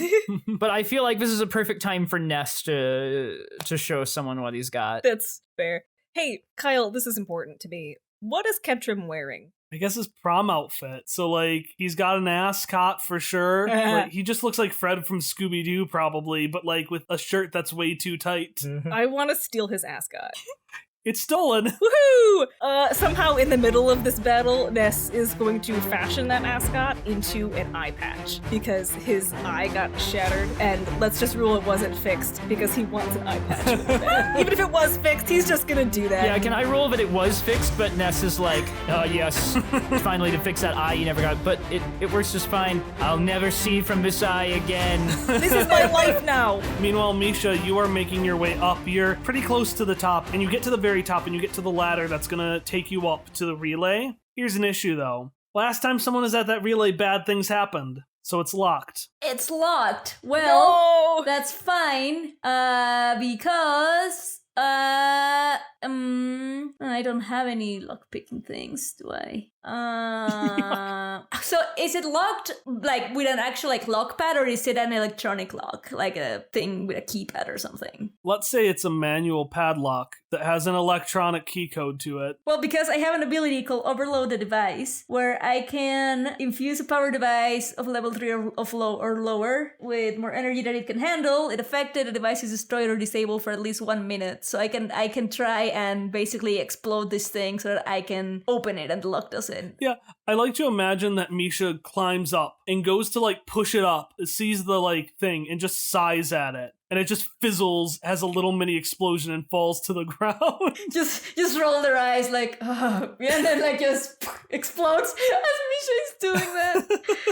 Meanwhile, someone else who is also rolling their eyes is Vera, who is sitting next to Cecilos on the floor of... They're in the same car? On the floor of the Ladybug. Oh my god. She's not saying anything, she's just rolling her eyes. Meanwhile, Cecilos is, oh, thank you so much, Accountant Detective, Engineer Detective, helped unchain me from everything. Did you get the gift to my son? Yes, I did. We mailed it on time. It should get there on time. Okay, thank you very much. I really appreciate it. Then I can happily wait here until the semester ends. That's gonna be a problem, actually, because the ship is going down, so we need to get everybody off, and our best bet right now is to somehow drive this car through these very narrow hallways. Oh my god.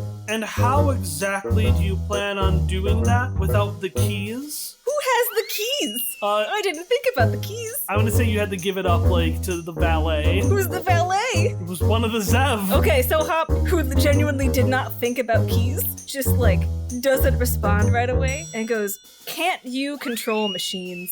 Yes. Do you want to control this one?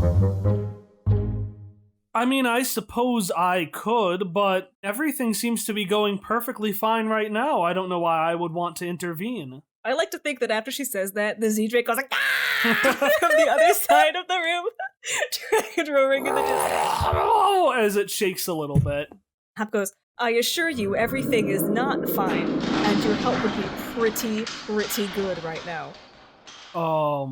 Give me a roll to convince her. Okay, I am wearing my social adamant clothing. She does appreciate good clothes. She's a woman with taste. I have, let me double check. Yeah, okay, I'm trained in pleasant social interactions and persuasion. Your social adamant clothes are just a beige sweater from Kohl's. Scotch plaid from the J.C. Penney collection. Thank you very much.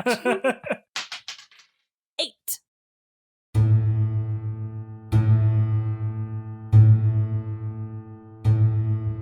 I swear to God, if you just say no right now, I'm going to throw my computer out the window. I suppose I am a patient woman, and this is a rather hasty way to go. And she walks up to the front of the car and she turns over to you and says, I will say I have been very impressed by you and your companions. You have made an impression. I'll do this for you now. And she raises her fingers. If you're willing to repay the favor someday.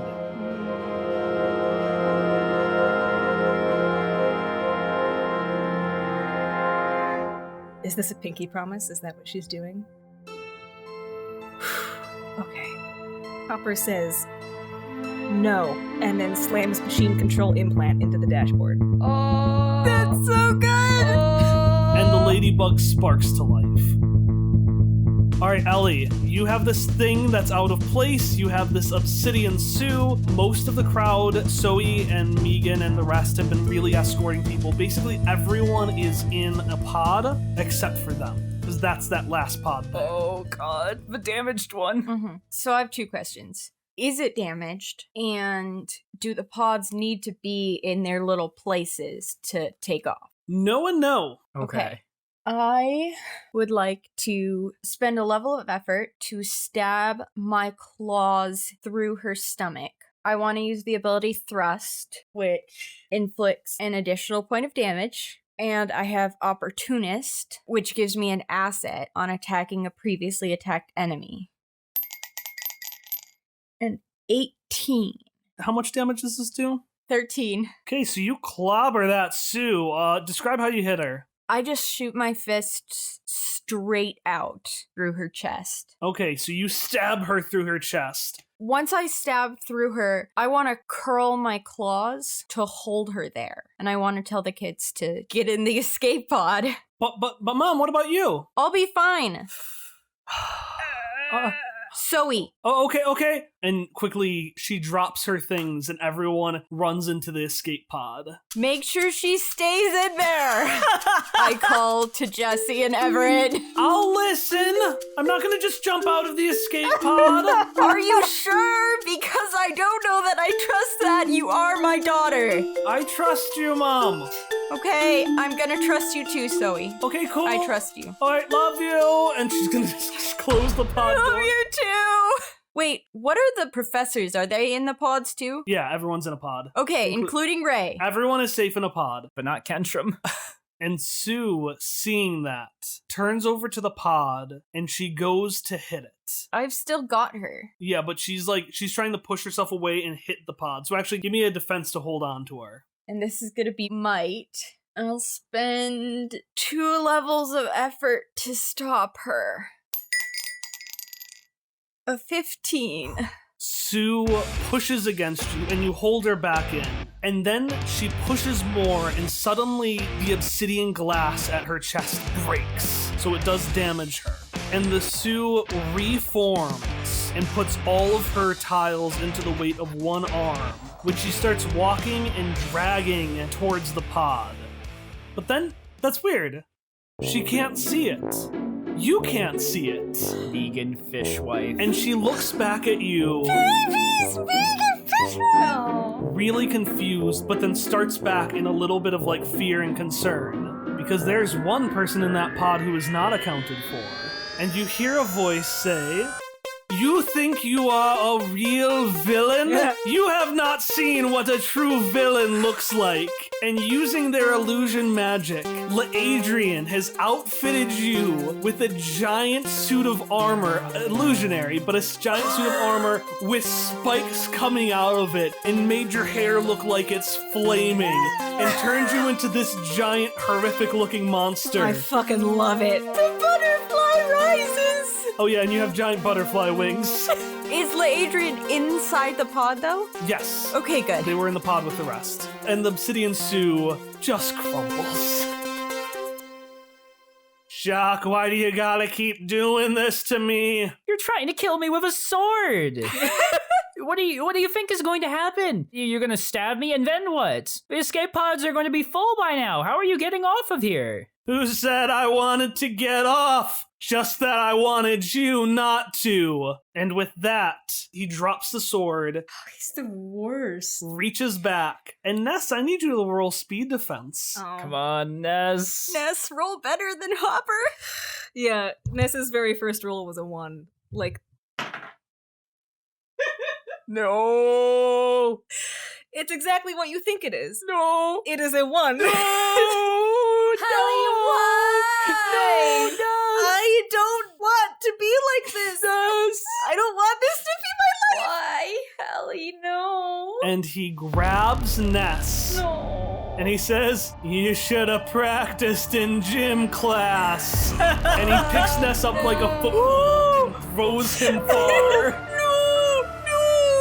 Like out a window or No, because we did that before. So what he's going to actually do is he's going to grab Ness and he's going to throw Ness onto the ground to the point where Ness kind of skitters off and just spikes Ness at the ground?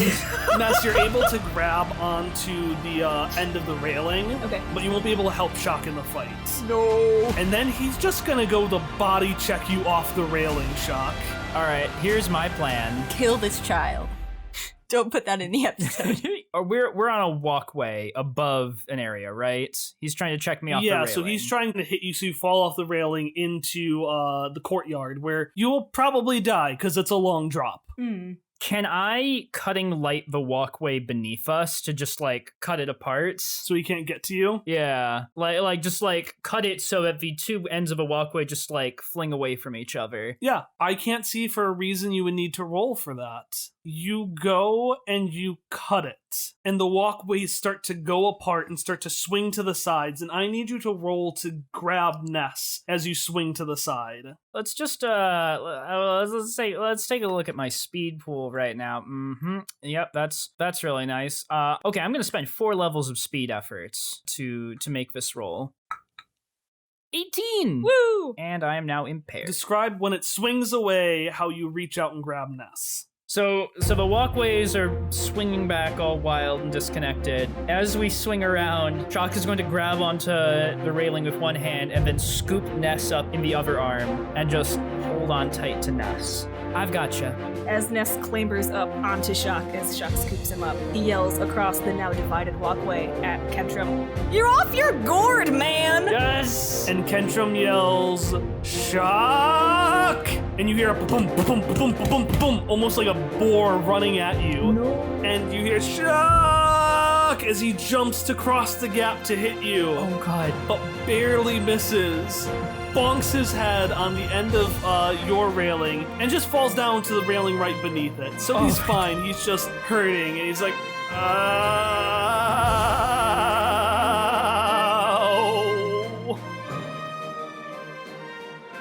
Meanwhile, Hop, what are you doing? I am testing out the propeller beanie on the top of the thing to see if it will feasibly fly out through the hole the Z-Drake made in the floor so that I can hover around and maybe go up to where Misha is on the relay.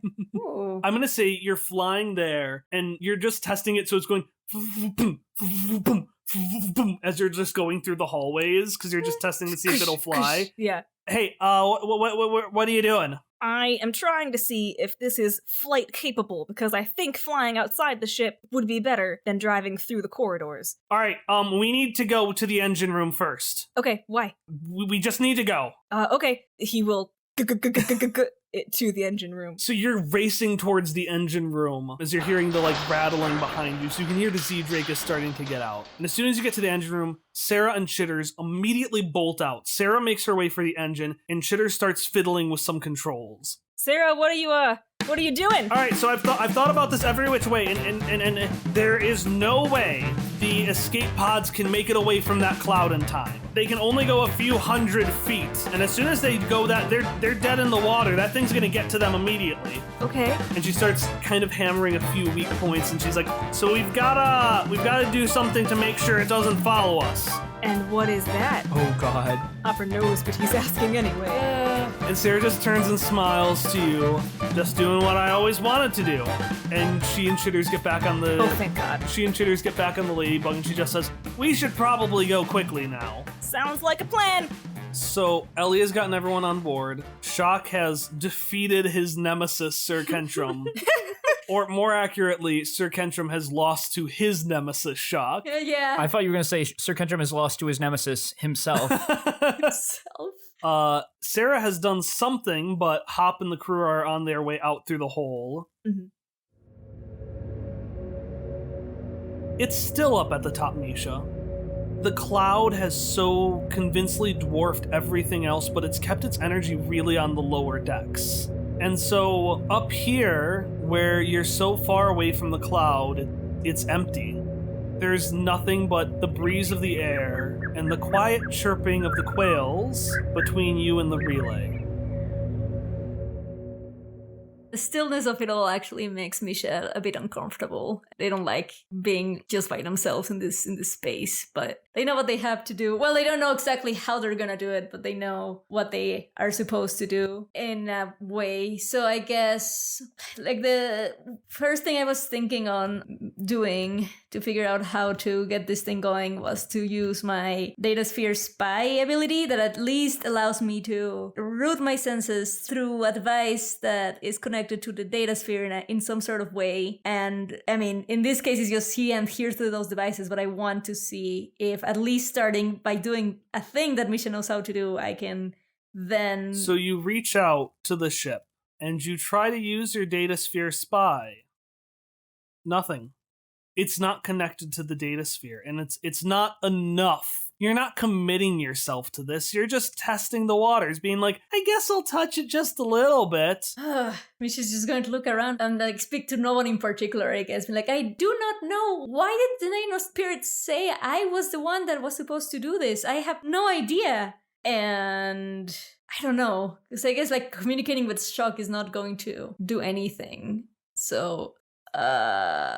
can I like examine the relay itself, seeing if there's anything that I can, I don't know, somehow try and finagle with? Yeah, you try fidgeting, you try maneuvering and being like, well, maybe if I put this wire here and I put this wire here, then it'll make something happen. And it's just not working. And eventually you feel your scarf kind of tighten around you. Oh. And one end of it just goes and puts what would look like to be a palm on the end of the relay. Misha is going to look at their scarf and say, do you think that's what I need to do? Okay, I trust you. And Misha is going to put their hand there. You don't feel anything at first. But then a tingle starts to run up your hand. And it feels almost as if, like, gas has been escaping from it and seeping itself towards the relay. And you feel this hand less and less, as if it's not there. You aren't controlling it anymore. And this slowly, bit by bit, moves up your hand. And then suddenly, it clicks. Suddenly, a torrent of information starts just shooting around the sky everywhere. It starts buffeting you from all different sides, but it's not like it's buffeting your body because you don't feel like you have that Misha Jarvis body anymore. You feel more ethereal, less physical. And this information just keeps hitting you. Songs, stories, memories. You start to smell the burn of tires. You start to feel the gentle yet threatening grip of someone comfortingly grabbing your shoulder. And you see, for the first time in full, her. And as you feel these things, you feel yourself going further and further away from the Prodigious, flying off into the atmosphere as these bits and pieces slowly hit into you and just tear off little bits and pieces of you, creating these strings that fly out somewhere into the far distance, connecting you with the lady who spent so long searching for you. Well, I don't know what can I do. I mean, Misha's definitely a bit overwhelmed by all of these images and feelings and stuff that are happening, but I want them to try and focus on, like, if they can sort of semi-see the shadow of the Prodigious or something, to focus on that and try to block everything else out and just like look at that and like try to like fixate it into that so that they can like, yeah. Okay, give me a roll. Yep. All right. Okay. Can I spend like a level of effort? Yeah, you can spend a level of effort. You also have XP you can spend. I know there is. Yeah. Okay. I want to spend 1 XP. Well, I guess let's see what I roll, and then with that. Why does this always happen? I rolled a 4 every time. If it's something related. Why does this happen every time? Ari says. It happens whenever it's something related to Misha's plot, and I don't understand why. Good thing you have a lot of XP. Okay, I want to spend an XP to reroll that. Yeah, you get hit with that information, but you try to steel yourself again, but you're being pulled further and further out. Okay, let's go.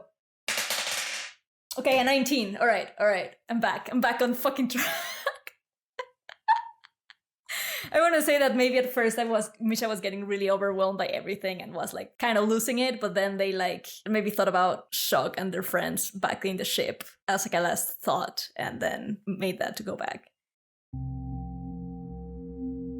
You're buffeted on all sides by information and knowledge and memories and all this extraneous stuff, and it overwhelms you at first until you try to remember that it doesn't matter. You try to fight back against it with those things that center you, those memories that don't come from the data sphere and that truly are the ones that are important. And suddenly this information, which has been coming from all directions and buffeting you, turns as if pushed by a strong wind in one strong direction. And eventually these bits and pieces just start disappearing, until eventually there's just one set, focused in a cylinder all around you. But these aren't the memories externally coming from the data sphere. These are yours, and you use them to pull yourself as if on a thread, back down, down, down, right into, you feel heartburn really bad at like your core. Just something feels like hot and it's not working correctly. You feel like someone who had been like really ornately, like someone who has a bunch of earrings and a bunch of like nail polish. You feel as if, you were very ornately put together. You feel a few familiar bodies like ants crawling around your surface. And you feel a handful of escape pods waiting for you. Misha Jarvis, you are the Prodigious. What are you gonna do? Salutations! I believe I have taken over the Prodigious. It is me, Misha Jarvis. Are you all in position for a swift escape? Oh, fuck is... Can we respond? How do we respond? How does anyone respond to that? Can the Prodigious hear us, no matter where we speak? Yeah, because Virgil could when you talk to him. Oh, that's true. So Virgil was just spying on us at all times. Ooh. As far as I can tell, everyone's in the escape pods. I guess I'm just gonna ride on top or something. I may have a plan for that. I've got the ladybug flying a little bit. It will probably be fine outside the ship, but I can come get everybody. I'm fine too. Kentrum hurt his head. We might need to carry him out of here. The Jorah's gonna say after Kentrum hurt his head. Great! Yeah, after we may need to help him, Des goes, "What?" in the background. Right, what?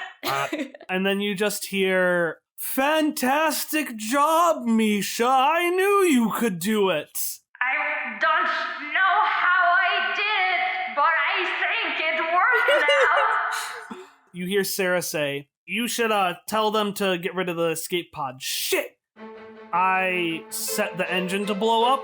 You should let them know that I set the engine to blow up. Oh my god, you're right. Sarah set the engine to blow up, so I'm gonna come get everybody faster than I'm currently moving. Well, I do believe I am currently the ship, so I do not want to blow up, but also my usual me is also in the ship, so I also would not like that for 2 reasons now.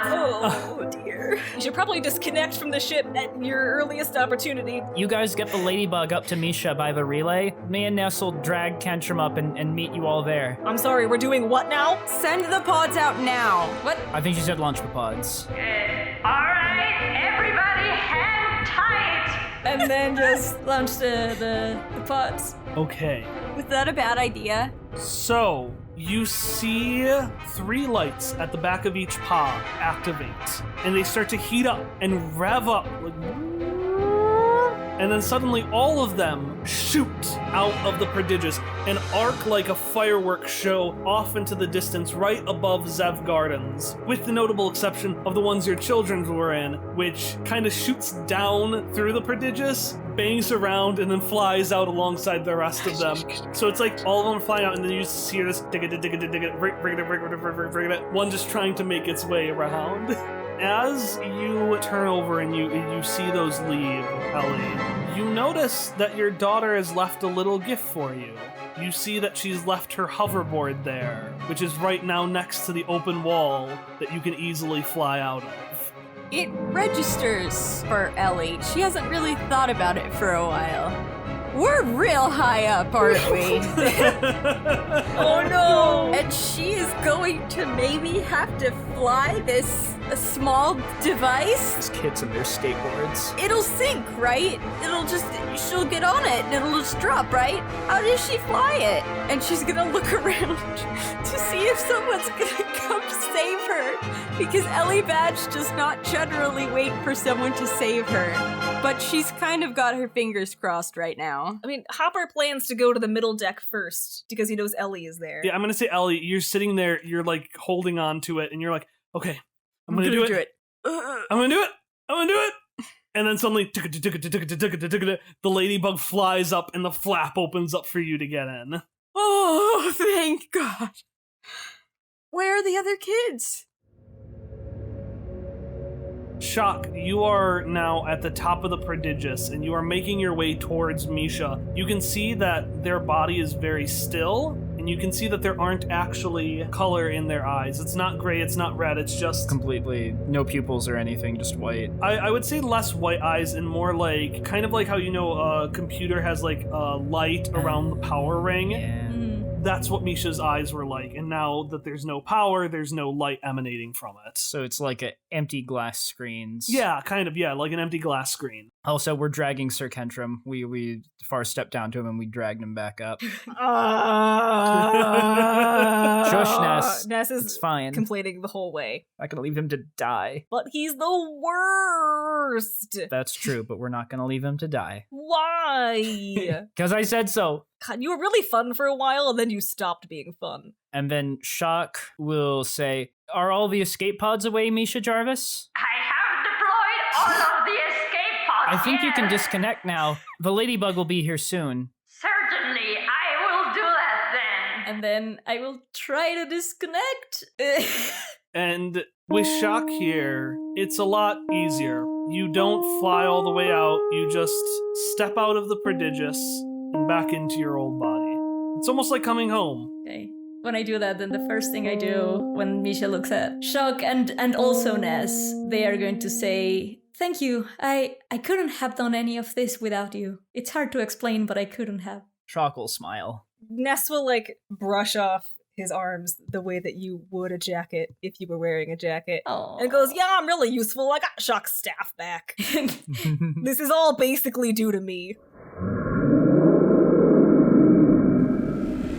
Meanwhile, cue dragon sound effects. No. Hop! What? Oh, no. Anuki has gotten out and Oh, God. is very interested in following the ladybug. Oh, why would that be? So, let me know what your next direction is. Okay.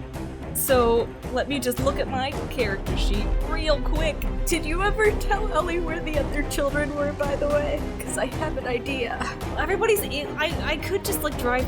Everyone's in the ship. God damn. I asked if everybody was in the... No, well, I mean, like, I would just drive the ladybug away, but I need to use it to get you into it, and also everybody is in the ladybug, so yeah. it's not a good diversion. Right. Ellie, you still got that hoverboard? Yeah, I was thinking, maybe I should fly it to the rescue. I can fly things. Are you sure? Yeah, it'll be great. I got this. How was your boat fear, Ben? Not good. And then she's gonna, Because I can do it if you try to fly the hover thing. Hopper's, I like to think as she's going out, Hopper's like, I can do it if you don't want to do it. Oh my god, she's gone. So, Ellie, you are making your way up to the kids. Hop, what are you doing? My thought was the hoverboard was going to be the distraction. Oh. He was gonna get in the hoverboard and just like skate away. I don't know. He was just gonna distract and then make it run into the already exploding ship and then somehow make it back onto the ladybug. That was his plan. That's why he asked. Well, the Z-Drake is still very fixated on you, so what are you gonna do? So Ellie just left, right, with the hoverboard, and she's going up to get Shock and Misha. Yeah. Does the Z-Drake count as a non-boss target? No. Fuck. Were you gonna designate it as guilty? No, I have a small bird that will send a non-boss target into next morning. You are guilty. You dragon. Bird! Alright, so I guess I just try to dodge it. I'm just gonna try to dodge it. Okay. Are you trying to make your way away from the Prodigious now? Now that I know that extraction for Shock and Misha is happening, yes. Okay, give me a roll. All right, I'm putting effort into this. What kind of effort would this be? Intellector speed. Okay, we'll do int. I'm gonna do 3 levels. Here we go. New die. I've gone through 5 of my d20s tonight. 7. You go to escape, and suddenly you hear as metal scrapes into the back of the ladybug and pulls off the very back of it. No one gets pulled off, but it now has no butt.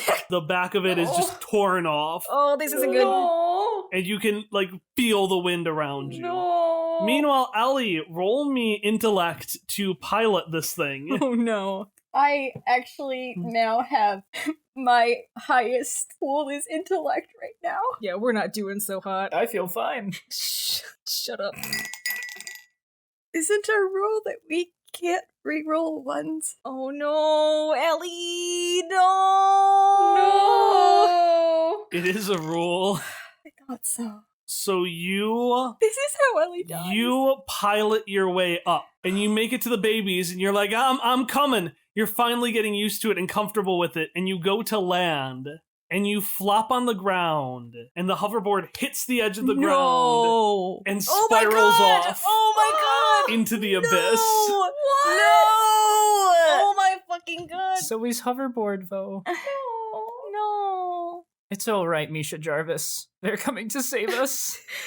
Oh, Ellie's right next to you. Oh, I was gonna rescue you, but I didn't. She says unnecessarily, but I didn't. It's all right. It is okay. It's okay, Ellie B. We'll find a way. We always do, right? It'll be all right, Ellie Badge. Hopperscotch is still out there. Jesus Christ. Hopperscotch thinks you're safe. You all I was gonna ask. either come up with a plan now or Oh, I thought the plan was that Hopper was going to pick us up, because What? how could a hoverboard carry 3 Yeah. people all the way down to the ground? They weren't. It wasn't planned well. Well, I do believe Simon Scotch could come and pick us up if the first part of the plan did not work, so, is there a way we can communicate with Simon Scotch so that he comes back? I don't know. Does anybody have any ciphers? Yeah, I'm trying to see what I have. I have fling. I can just fling people. I hope that they don't die. Oh, that's right. I never got a chance to use it. Shock will take out his bass guitar and slowly start playing a tune that I had prepared for last session. Well, gentlemen, it's been a pleasure playing with you tonight. Anyway, Shock has a cipher, which is called... I don't think it had a proper name, but it's a bass instrument that swirls with the energy of the sea, Professor. And so Shock pulls it out and starts playing this tune. Inside the Prodigious, there is a heartbeat. It's erratic, and Sarah will tell you it's hell to deal with. But it's what keeps the ship alive, and it's what keeps it expressive. The engine of the ship starts beating faster and faster and faster as the heat and the light inside intensifies. And the light and the heat starts to seep out from the sides of the engine before suddenly in a burst, this energy and life explodes outward, taking all of the unnecessary parts of the ship to oblivion with it, reaching out at the ship and then further outside of it. This energy hop, as Anuki goes to take another run at you, grabs the back of her tail and makes the way up this obsidian drake, which disintegrates with its energy, and it continues to fly forward and create a shield from which it pushes back against the Apocrypha, which almost screams like a spider itself, and you can see the tentacles retract like spider legs. And as this energy continues, it starts to make its way up to our 3 poor souls trapped on top of the ship. And that's when the sea comes. You see, quails are peculiar creatures. Being both quail and whale, bird and sea mammal, they come from 2 worlds but don't really belong to either. They can't swim in the water nor fly in the air, and by all conventions, that makes them failures. But if fitting convention was the only metric of success, you wouldn't be here. And as you play your song, Shock, the power of the sea surrounds the quails and inspires them to try something new. So you watch as the flock forms a large cloud-like shape, surrounds all 3 of you, and picks you up and off of the Prodigious. The quails aren't flying, they're swimming through the air, and they gently carry you to safety as the Prodigious is completely engulfed in flame.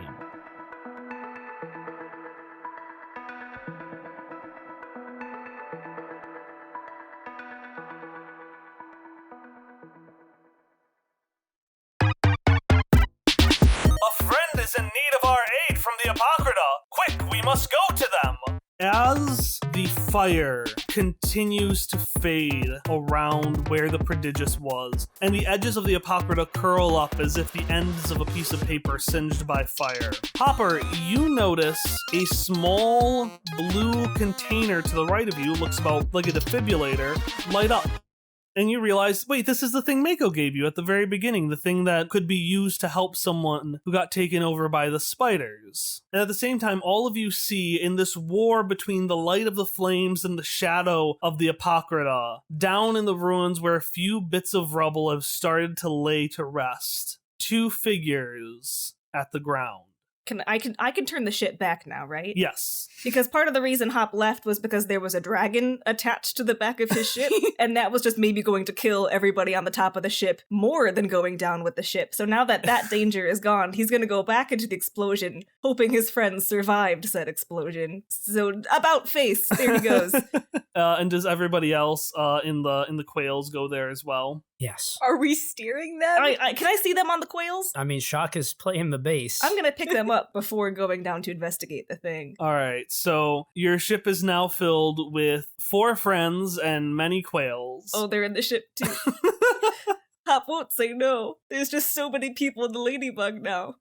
And as you land in the distance, behind the cliffed hill where you saw those 2 figures, you can see lightning crackling. Is the defibrillator still lighting up? Yes. It's actually beeping. It's doing like a hot-cold thing, and as you've been moving closer to those figures, it's been beeping more. Okay, after we land, I want to take it and use it like a metal detector and follow where it leads. And I'm assuming the other 4 of you follow along. Shock will. Yeah, Misha will too. I'm not following. I'm just gonna run over there. So Ellie, as you crest the hill, you are the first to see that the lightning is actually erupting from the cloud body of Sunny. The light around her is pulsating. It's having a tough time controlling itself. Lightning is shooting out of her, so is water, and in fact a few shards of hail pelt against you as you rush down. And you can start to hear Sunny just, oh no.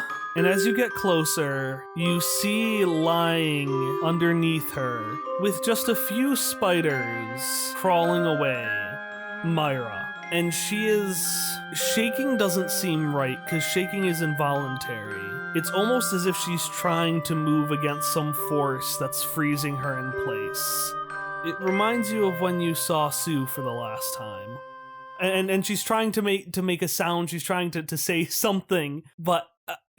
she can't even say enough to offer you a glass of water.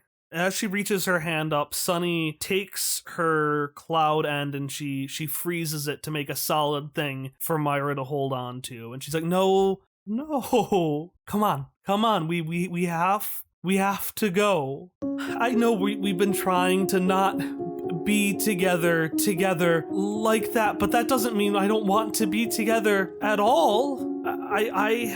I want to be me, but I can't.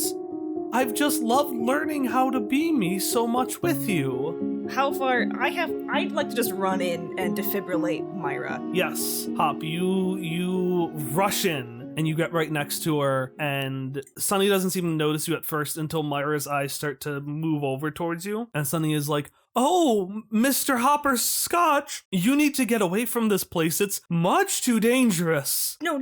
I think this will help. Mr. Mako gave me this defibrillator, and it was in case anybody got taken over by the Apocrypha. So I think if I just press this button, it'll give me directions, because it pops open and gives directions, right? That was what the... Yes. Okay. And as you pop it open, you see this hematium crystal, which is the only real light besides Sunny shining on the space. And you slam down on it.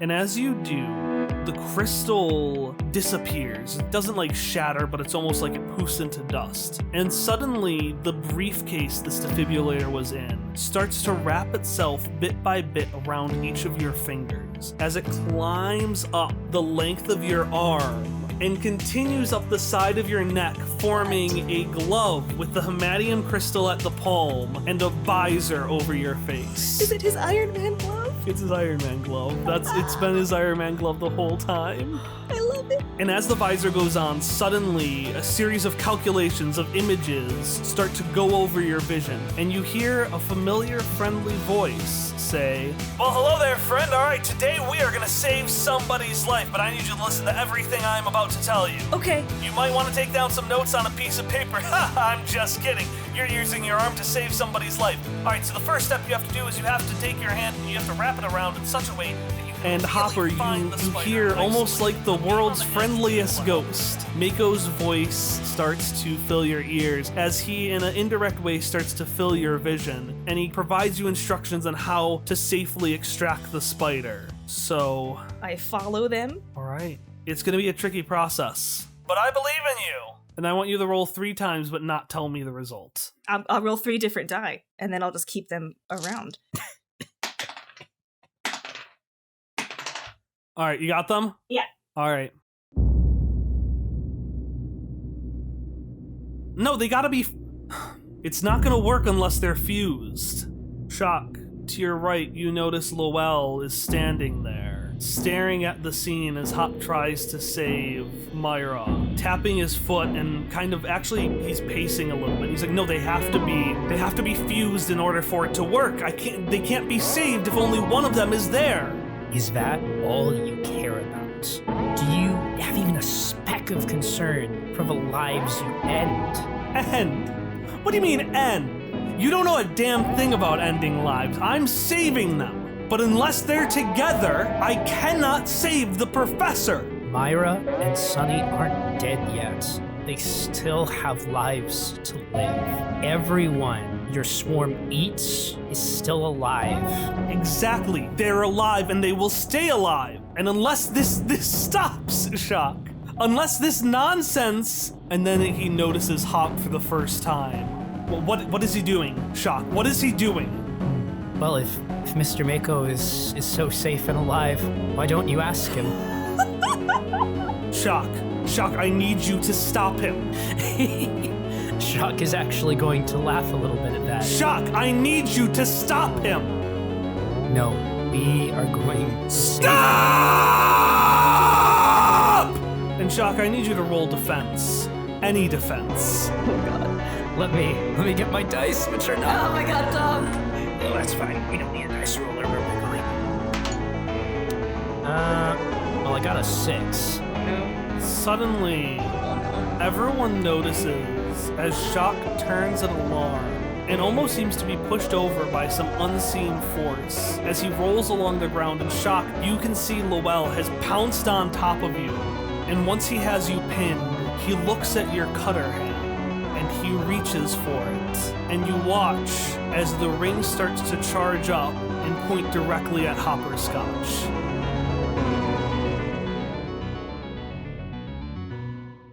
Am I permitted to make additional rolls to try and counter this? Yes. I'm going to say him pushing you over and moving it to point at Hop was your roll. And I can use intellect for this, correct? Yes. I'm going to use 4 levels of effort on this one.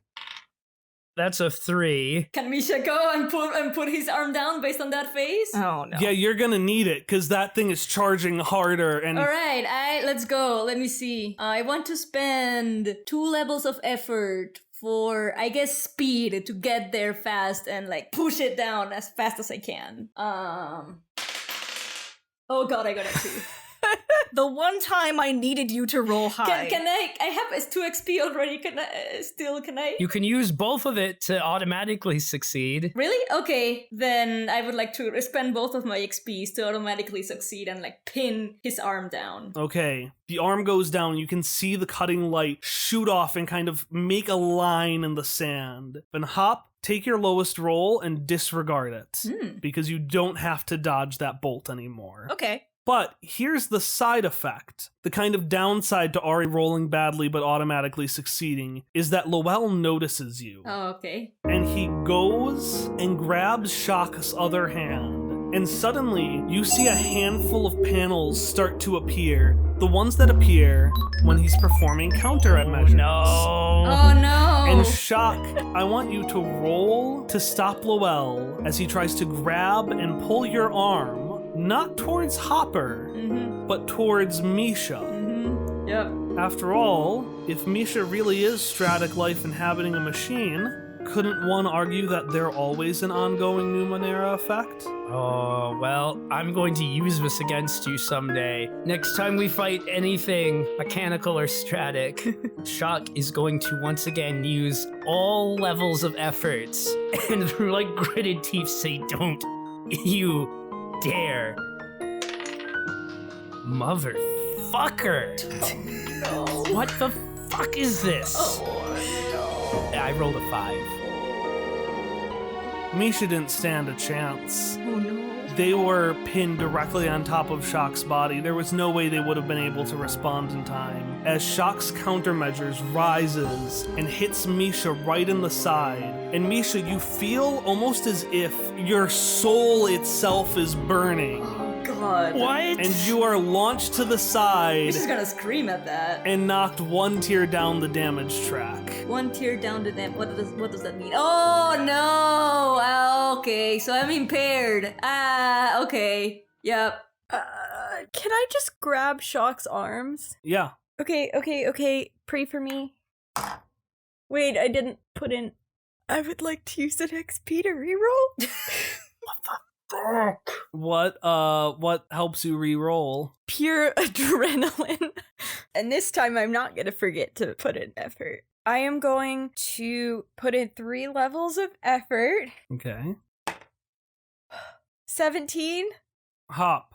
Disregard your second lowest roll. Now that Ellie has grabbed Shock and Lowell, they are hindered enough to not get to you by the time you needed that roll. But there is one last thing Lowell will try. And as you're pinned to the ground, you can just hear Lowell saying, How is she so heavy?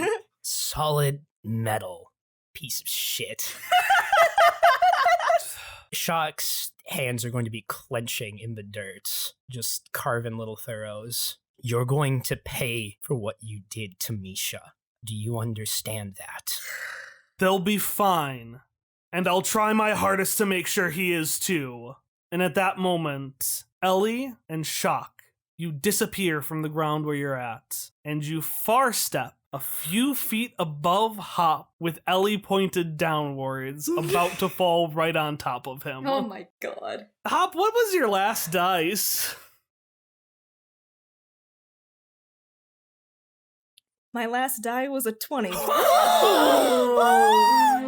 my god. The tables have turned.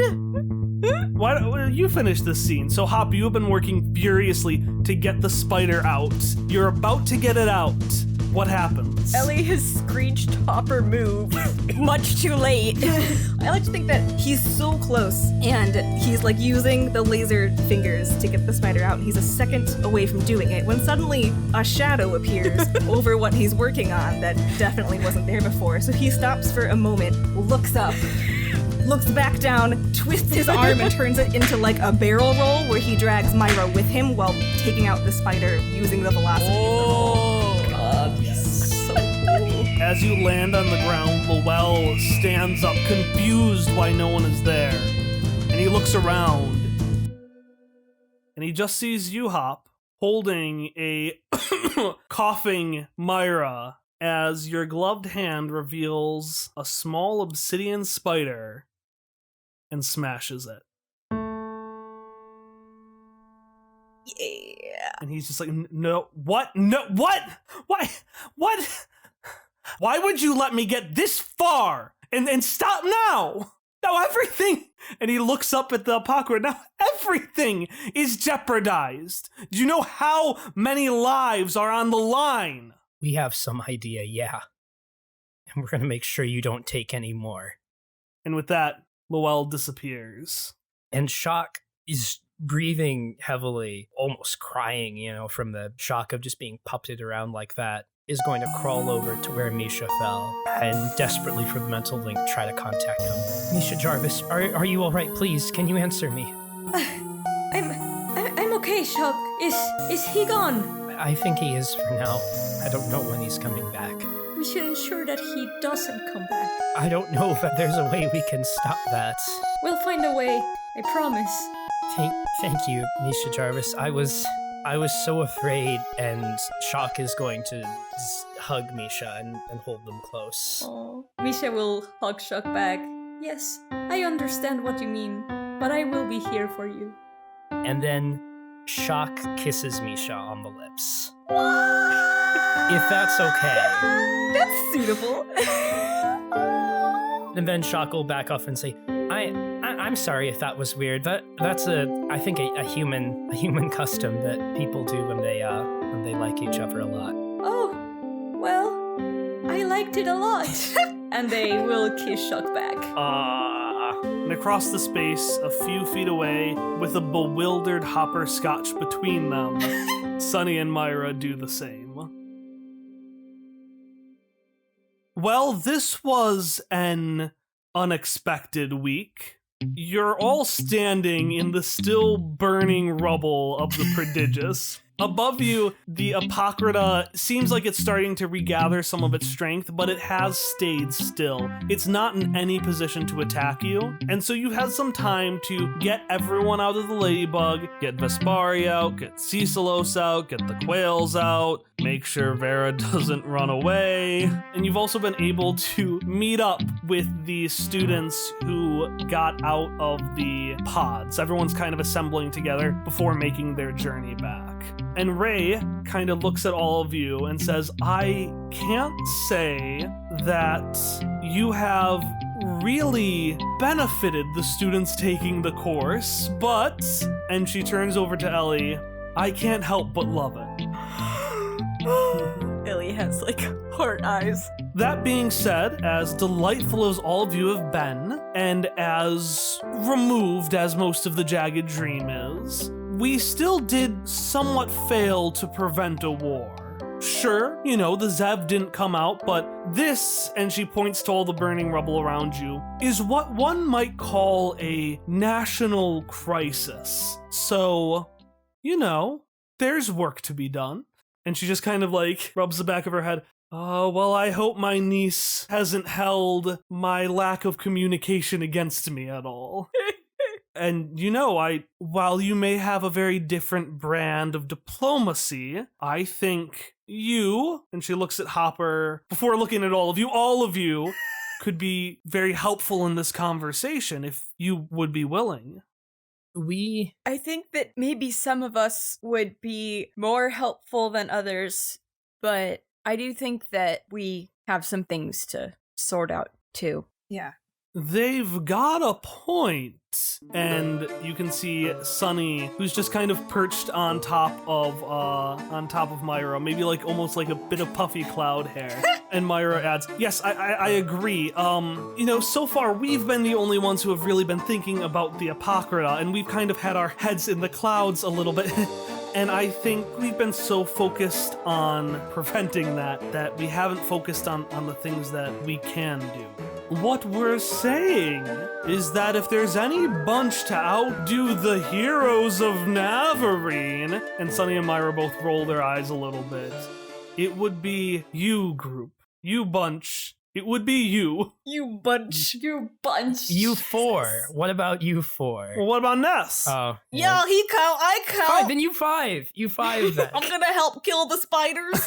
That was all out of character, god damn it. Shock doesn't actually forget about Ness. Shock is just going to say, we want to help as best we can, but we may have our own fight left to finish. And gesturing at the not entirely dissipated Storm, Shock's voice will just get real low and he'll say, he's not going to stop until we finish this for good. We have to put an end to his plans. You can stay here and stop wars, but I think we need to find that artifact. We need to put an end to the Apocrypha for good this time. Yeah, they all need to go to the eastern edge of the Ba Danu forest in order to get Red's blessing. And everyone just looks over to Jesse, perplexed. And they just turn and say, what? I've been in Professor Myra's class all semester. Oh my god. All semester. Have you been teaching this to everyone? All semester? 3 days. You were my mate of room these past days, and you did not inform me of this fact, Jesse. What? No, I said it many times. Although I don't remember who I said that to. But with 2 places to go, how will we know who goes where? And you can see Zoe has joined the just mob of people as well. Zoe, I kind of think that your skills might be better placed here with Ray and Sarah and the others. It is true, you are very intelligent and a diplomat, not engaged in the art of wars like I, the reformed Vespari. God, yes. And Everett, who is also there, laughs. He just laughs. And Megan laughs as well. And Sunny jumps in and says, well, she does have a point. And Myra continues, it's true. Loel, he wants us. So long as Shock knows where we are, wherever we are is in danger. But if he doesn't, well then Loel can't really do much of anything, can he? He can't go attacking, and she points up to the cloud. He can't just go attacking towns however he likes, and, well, he needs Shock. And the smaller group Shock is with, the less people he can use as leverage. Well, yeah, and, well, we gotta... And Jesse grabs Everett's hand and looks at him. We need to kind of take a break? No. I think that's the word. Is that the word? And Everett just nods his head. Yeah, we need to take a break. From adventuring, right? I feel like you should specify that before viewers start panicking that their relationship is done. Oh no. Yes, from adventuring. And hey, while you wait for them, you could hang out with us. And Zoe looks to Sarah and to the entire group of friends that you've made as tears fill her eyes, and she just swoops in and gives Ellie a hug. Well, that's ideal because in something that's very rare to her, Ellie was already going in for a hug. You know, I don't have any right to ask it of you. I know you kind of already offered, but can you make sure to keep an eye on her while I'm gone? And Ellie is going to be asking Sarah. And Sarah turns to you, and her expression immediately sours, and she crosses her arms, and she gives a very serious, solemn nod. But she can't help but have a small smirk appear out of the corner of her mouth. Alright, so everyone goes and makes their way. What happens is we have the Brackleberries and Zoe, and Myra and Sunny are going to go off someplace in the Steadfast to run basically a peace conference in order to kind of undo all the damage the Jagged Dream has done. Jesse and Everett are going off. I think they're going to go back to Navarine because Jesse still technically does work for the Queen, and so they need to get out of that job. They need to resign and maybe look into a new, calmer line of work. And Vespari is taking his new reform show the only place he knows, the road. Is there anything any of you say to them or any of the other students or faculty before you go? Should I go first, Hallie? Yeah, go first. So Ellie stops by to thank Megan profusely. Make sure she's okay, first of all, but also thank her because she saved her baby. Oh, not a problem at all. After all, I've heard fried fish is a delicacy, and so I guess I'm even sweeter now. Ellie looks slightly panicked and then does like a... Is fried fish sweet? I guess I'm even more savory now. Sweet it is! And I want to stop by Jesse and Everett. Okay. I just wanted to, wish you good luck and apologize for pushing so much because it may have been slightly overbearing. Yeah, well, you're still not Mauve, but I'm glad you were around. Oh, I wanted to see if you could take care of something for me, And Ellie's gonna reach up into her hat and let the little thimble come and set on her hand. For preference, this was the little robot thimble Emily spent an XP to get at the end of Questionable Measures. And hold it out to Jesse and Everett.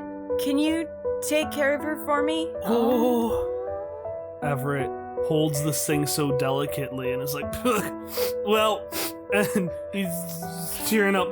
How am I supposed to help her if I don't even know her name?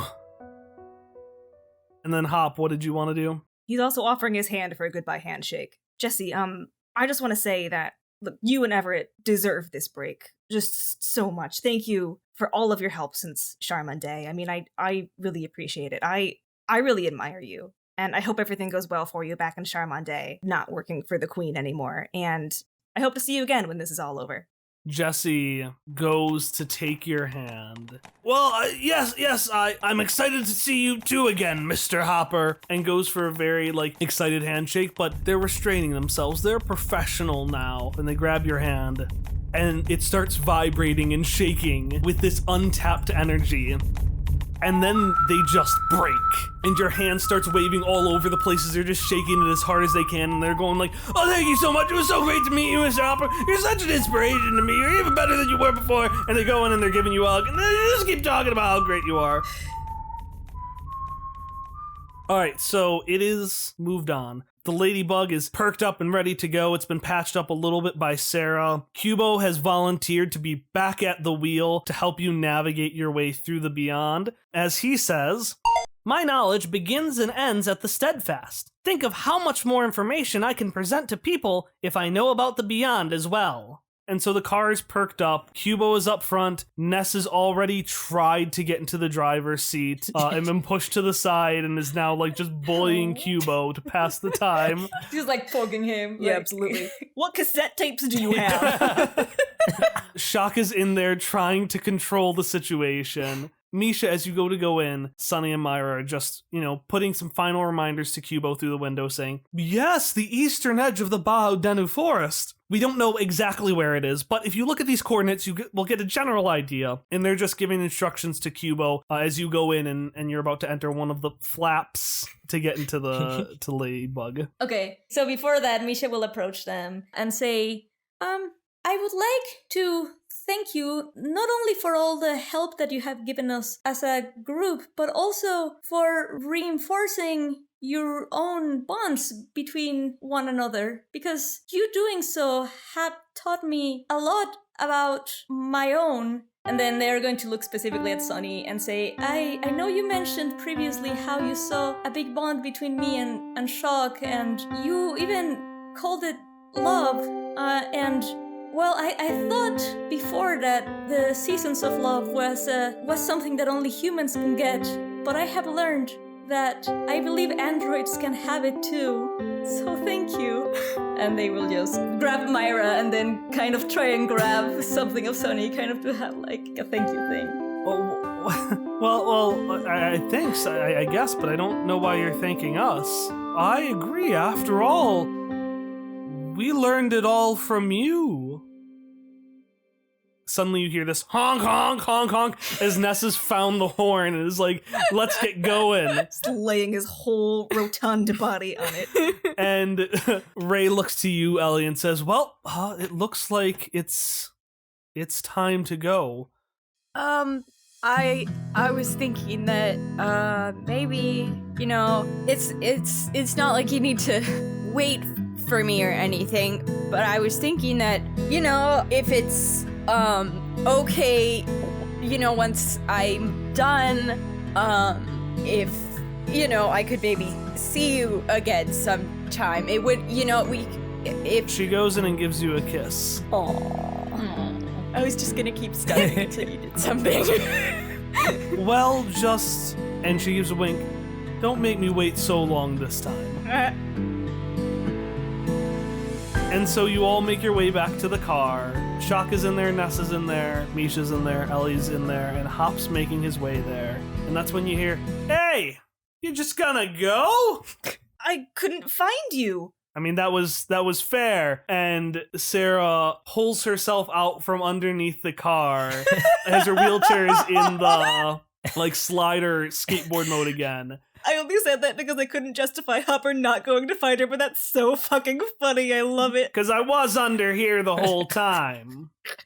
Hey, it was kind of fun doing this whole adventuring thing. Really? Because I had a lot of fun, but I wasn't sure. Okay, you had fun? Okay, I was... Yeah. Because sometimes, I have fun, and then people say that I made a mess of the place, so... No, it was a blast. I actually, I wasn't in a good place when I got on the Prodigious, and, thanks for hanging out with me. It really helped. Hey, it's not like it's difficult to hang out doing dangerous adventure and stuff with a cute guy or what. So, Hopper's cheeks and ears are aflame. If you wanna keep me company when my mom and her, and she just glares at Ellie, are doing. Who is watching through the window, white-lipped and wide-eyed, under like blinds. I'm just saying that you offered to help me out if I ever needed any help, so... And she reaches into her pocket. She's like, oh, shit, where is it? And she eventually grabs an object, which we can't see because it's in her hand. And she sets it in your hand, Hop. And she just says, if you ever need my help, you'll know where to find me. Thanks. It takes Hopper a couple tries to get the words out. The one word, the single word. He's like, I'm gonna miss you. So I would love to hang out after. I'll probably end up needing your help at some point. Jacques, honk the horn. Ness obliges.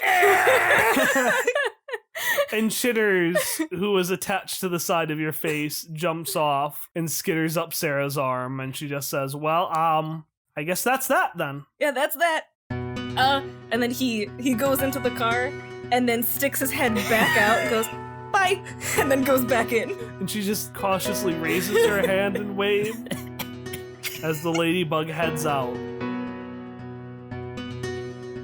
The first rays of sun illuminate the horizon as the ladybug makes its way away from all of your friends, all of the bonds that you form, and out into the scary world of the beyond, towards the thing that will help you finally settle what's going on with the Apocrypha. Because there's a lot that's unresolved. What's going on with the Apocrypha? How will Shock live with Lowell? Just what's going on with Misha? And will the people you're leaving behind, as talented and wonderful and attractive as they are, be able to stop what the Jagged Dream set into motion? But while there are all these unknowns, there are a few knowns, a few things to hold on to as you make your way forward. Specifically, you can see crawling out of the escape pod and nestling back into the burrows in the passageways and the spires of Zev Garden. The Zev, who have for so long been removed from their home, can finally rest in a place they call their own again. As difficult as your journey has been, as difficult as it's going to be, you can look at this and see that good things have happened. That in all of the excitement, you didn't even realize that the sun was rising.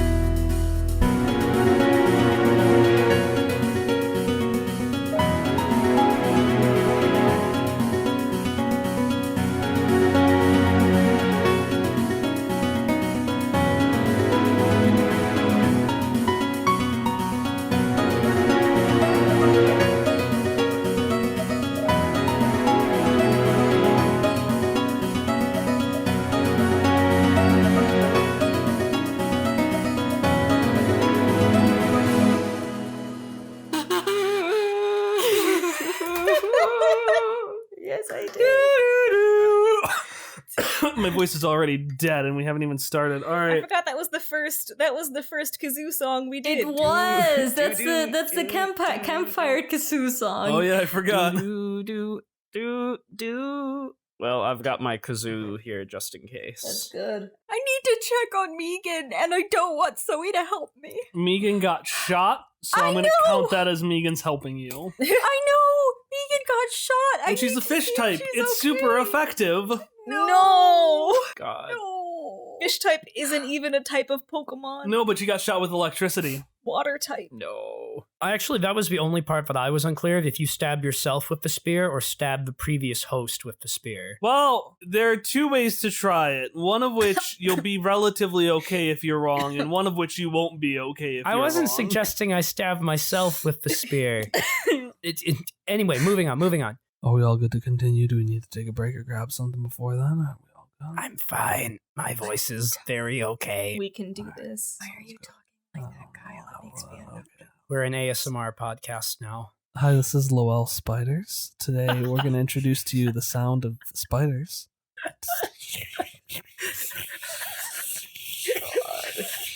And then here's the sound you make after you've been consumed by the spiders. It's nothing because you get frozen at the end of all of it. You gonna be okay, Tom? I didn't even register a single word you said after Lowell Spiders. My brain just shut down at that. We're gonna hear, like, booting up. Shock will still stand up and say, I don't know if you can still hear me when you do your vanishing act, but we'll be seeing you again. You just hear a voice say, I can't hear you. Fuck you. I don't know if actions are like a thing that we can do right now, but can I activate my Defend the Innocent on Shock? Yes. I activate my Defend the Innocent on Shock. You are innocent, Shock! You're innocent! I just like, Shock falls to the ground. You are innocent! What is happening right now? That's why I specified the way this looks. La Femme Rouge! Is like he just crawls a little bit. La Femme Rouge! Le Garçon Bleu! I think I'm accounting for everyone else. Okay. Yeah, where's this party? Jesus Christ. What if Aspari becomes the new patron? No. Let's make that happen. Sorry. Was that okay? Was that like That's fine. hurt his wrist and I don't mind bones breaking for some reason. I don't know. This Nina's a tiny little cast. He's a little tiny It's adorable. T-Rex arm. Well, assuming the Indian lives, assuming we get out of this alive. Des flashes finger guns with his clamp hands at Misha. I was just looking at Ari, she was smiling.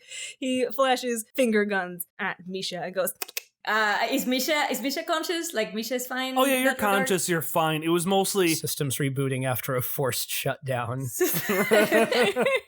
Your system encountered an unexpected error. Just like that. That's sad. Mr. Rossetti just pops up in front of your vision like, did you try to turn off the game without saving first? Aww. Did they ghost kiss through Hopper? Hopper is gonna just like nope out of that. He just like backs up. God. Just look, Hopper looks at the camera while also like going back. what I love is I had that line, I'm like, I'm not sure if this will work. And then I'm like, what if Hopper's in between them? And then I'm like, yeah, now it's gonna work. Definitely. You just take two ladies in love, you stick a confused Hopper Scotch together. By the way, we'll have to note down the defibrillator's abilities next session. Okay, I want to like study it. Need like a magical girl transformation for the glove coming on. It was so exciting. I love it so much. I've been holding on to that for so long. All I knew is that God. I didn't want a full suit, but I didn't want just the gloves. So I'm like, oh, it'll go up and it'll make a helmet for him. But that's really cool because the calculations and the instructions on the screen, like I was really worried it was going to be a post-it note with like, turn this button. If not works, press again. Have you tried turning it off and on again? Exactly. I thought it was just going to be that. Ness, I also forgot Ness was there because I was so... The last line should just be Ness looking up like, what the fuck just happened here?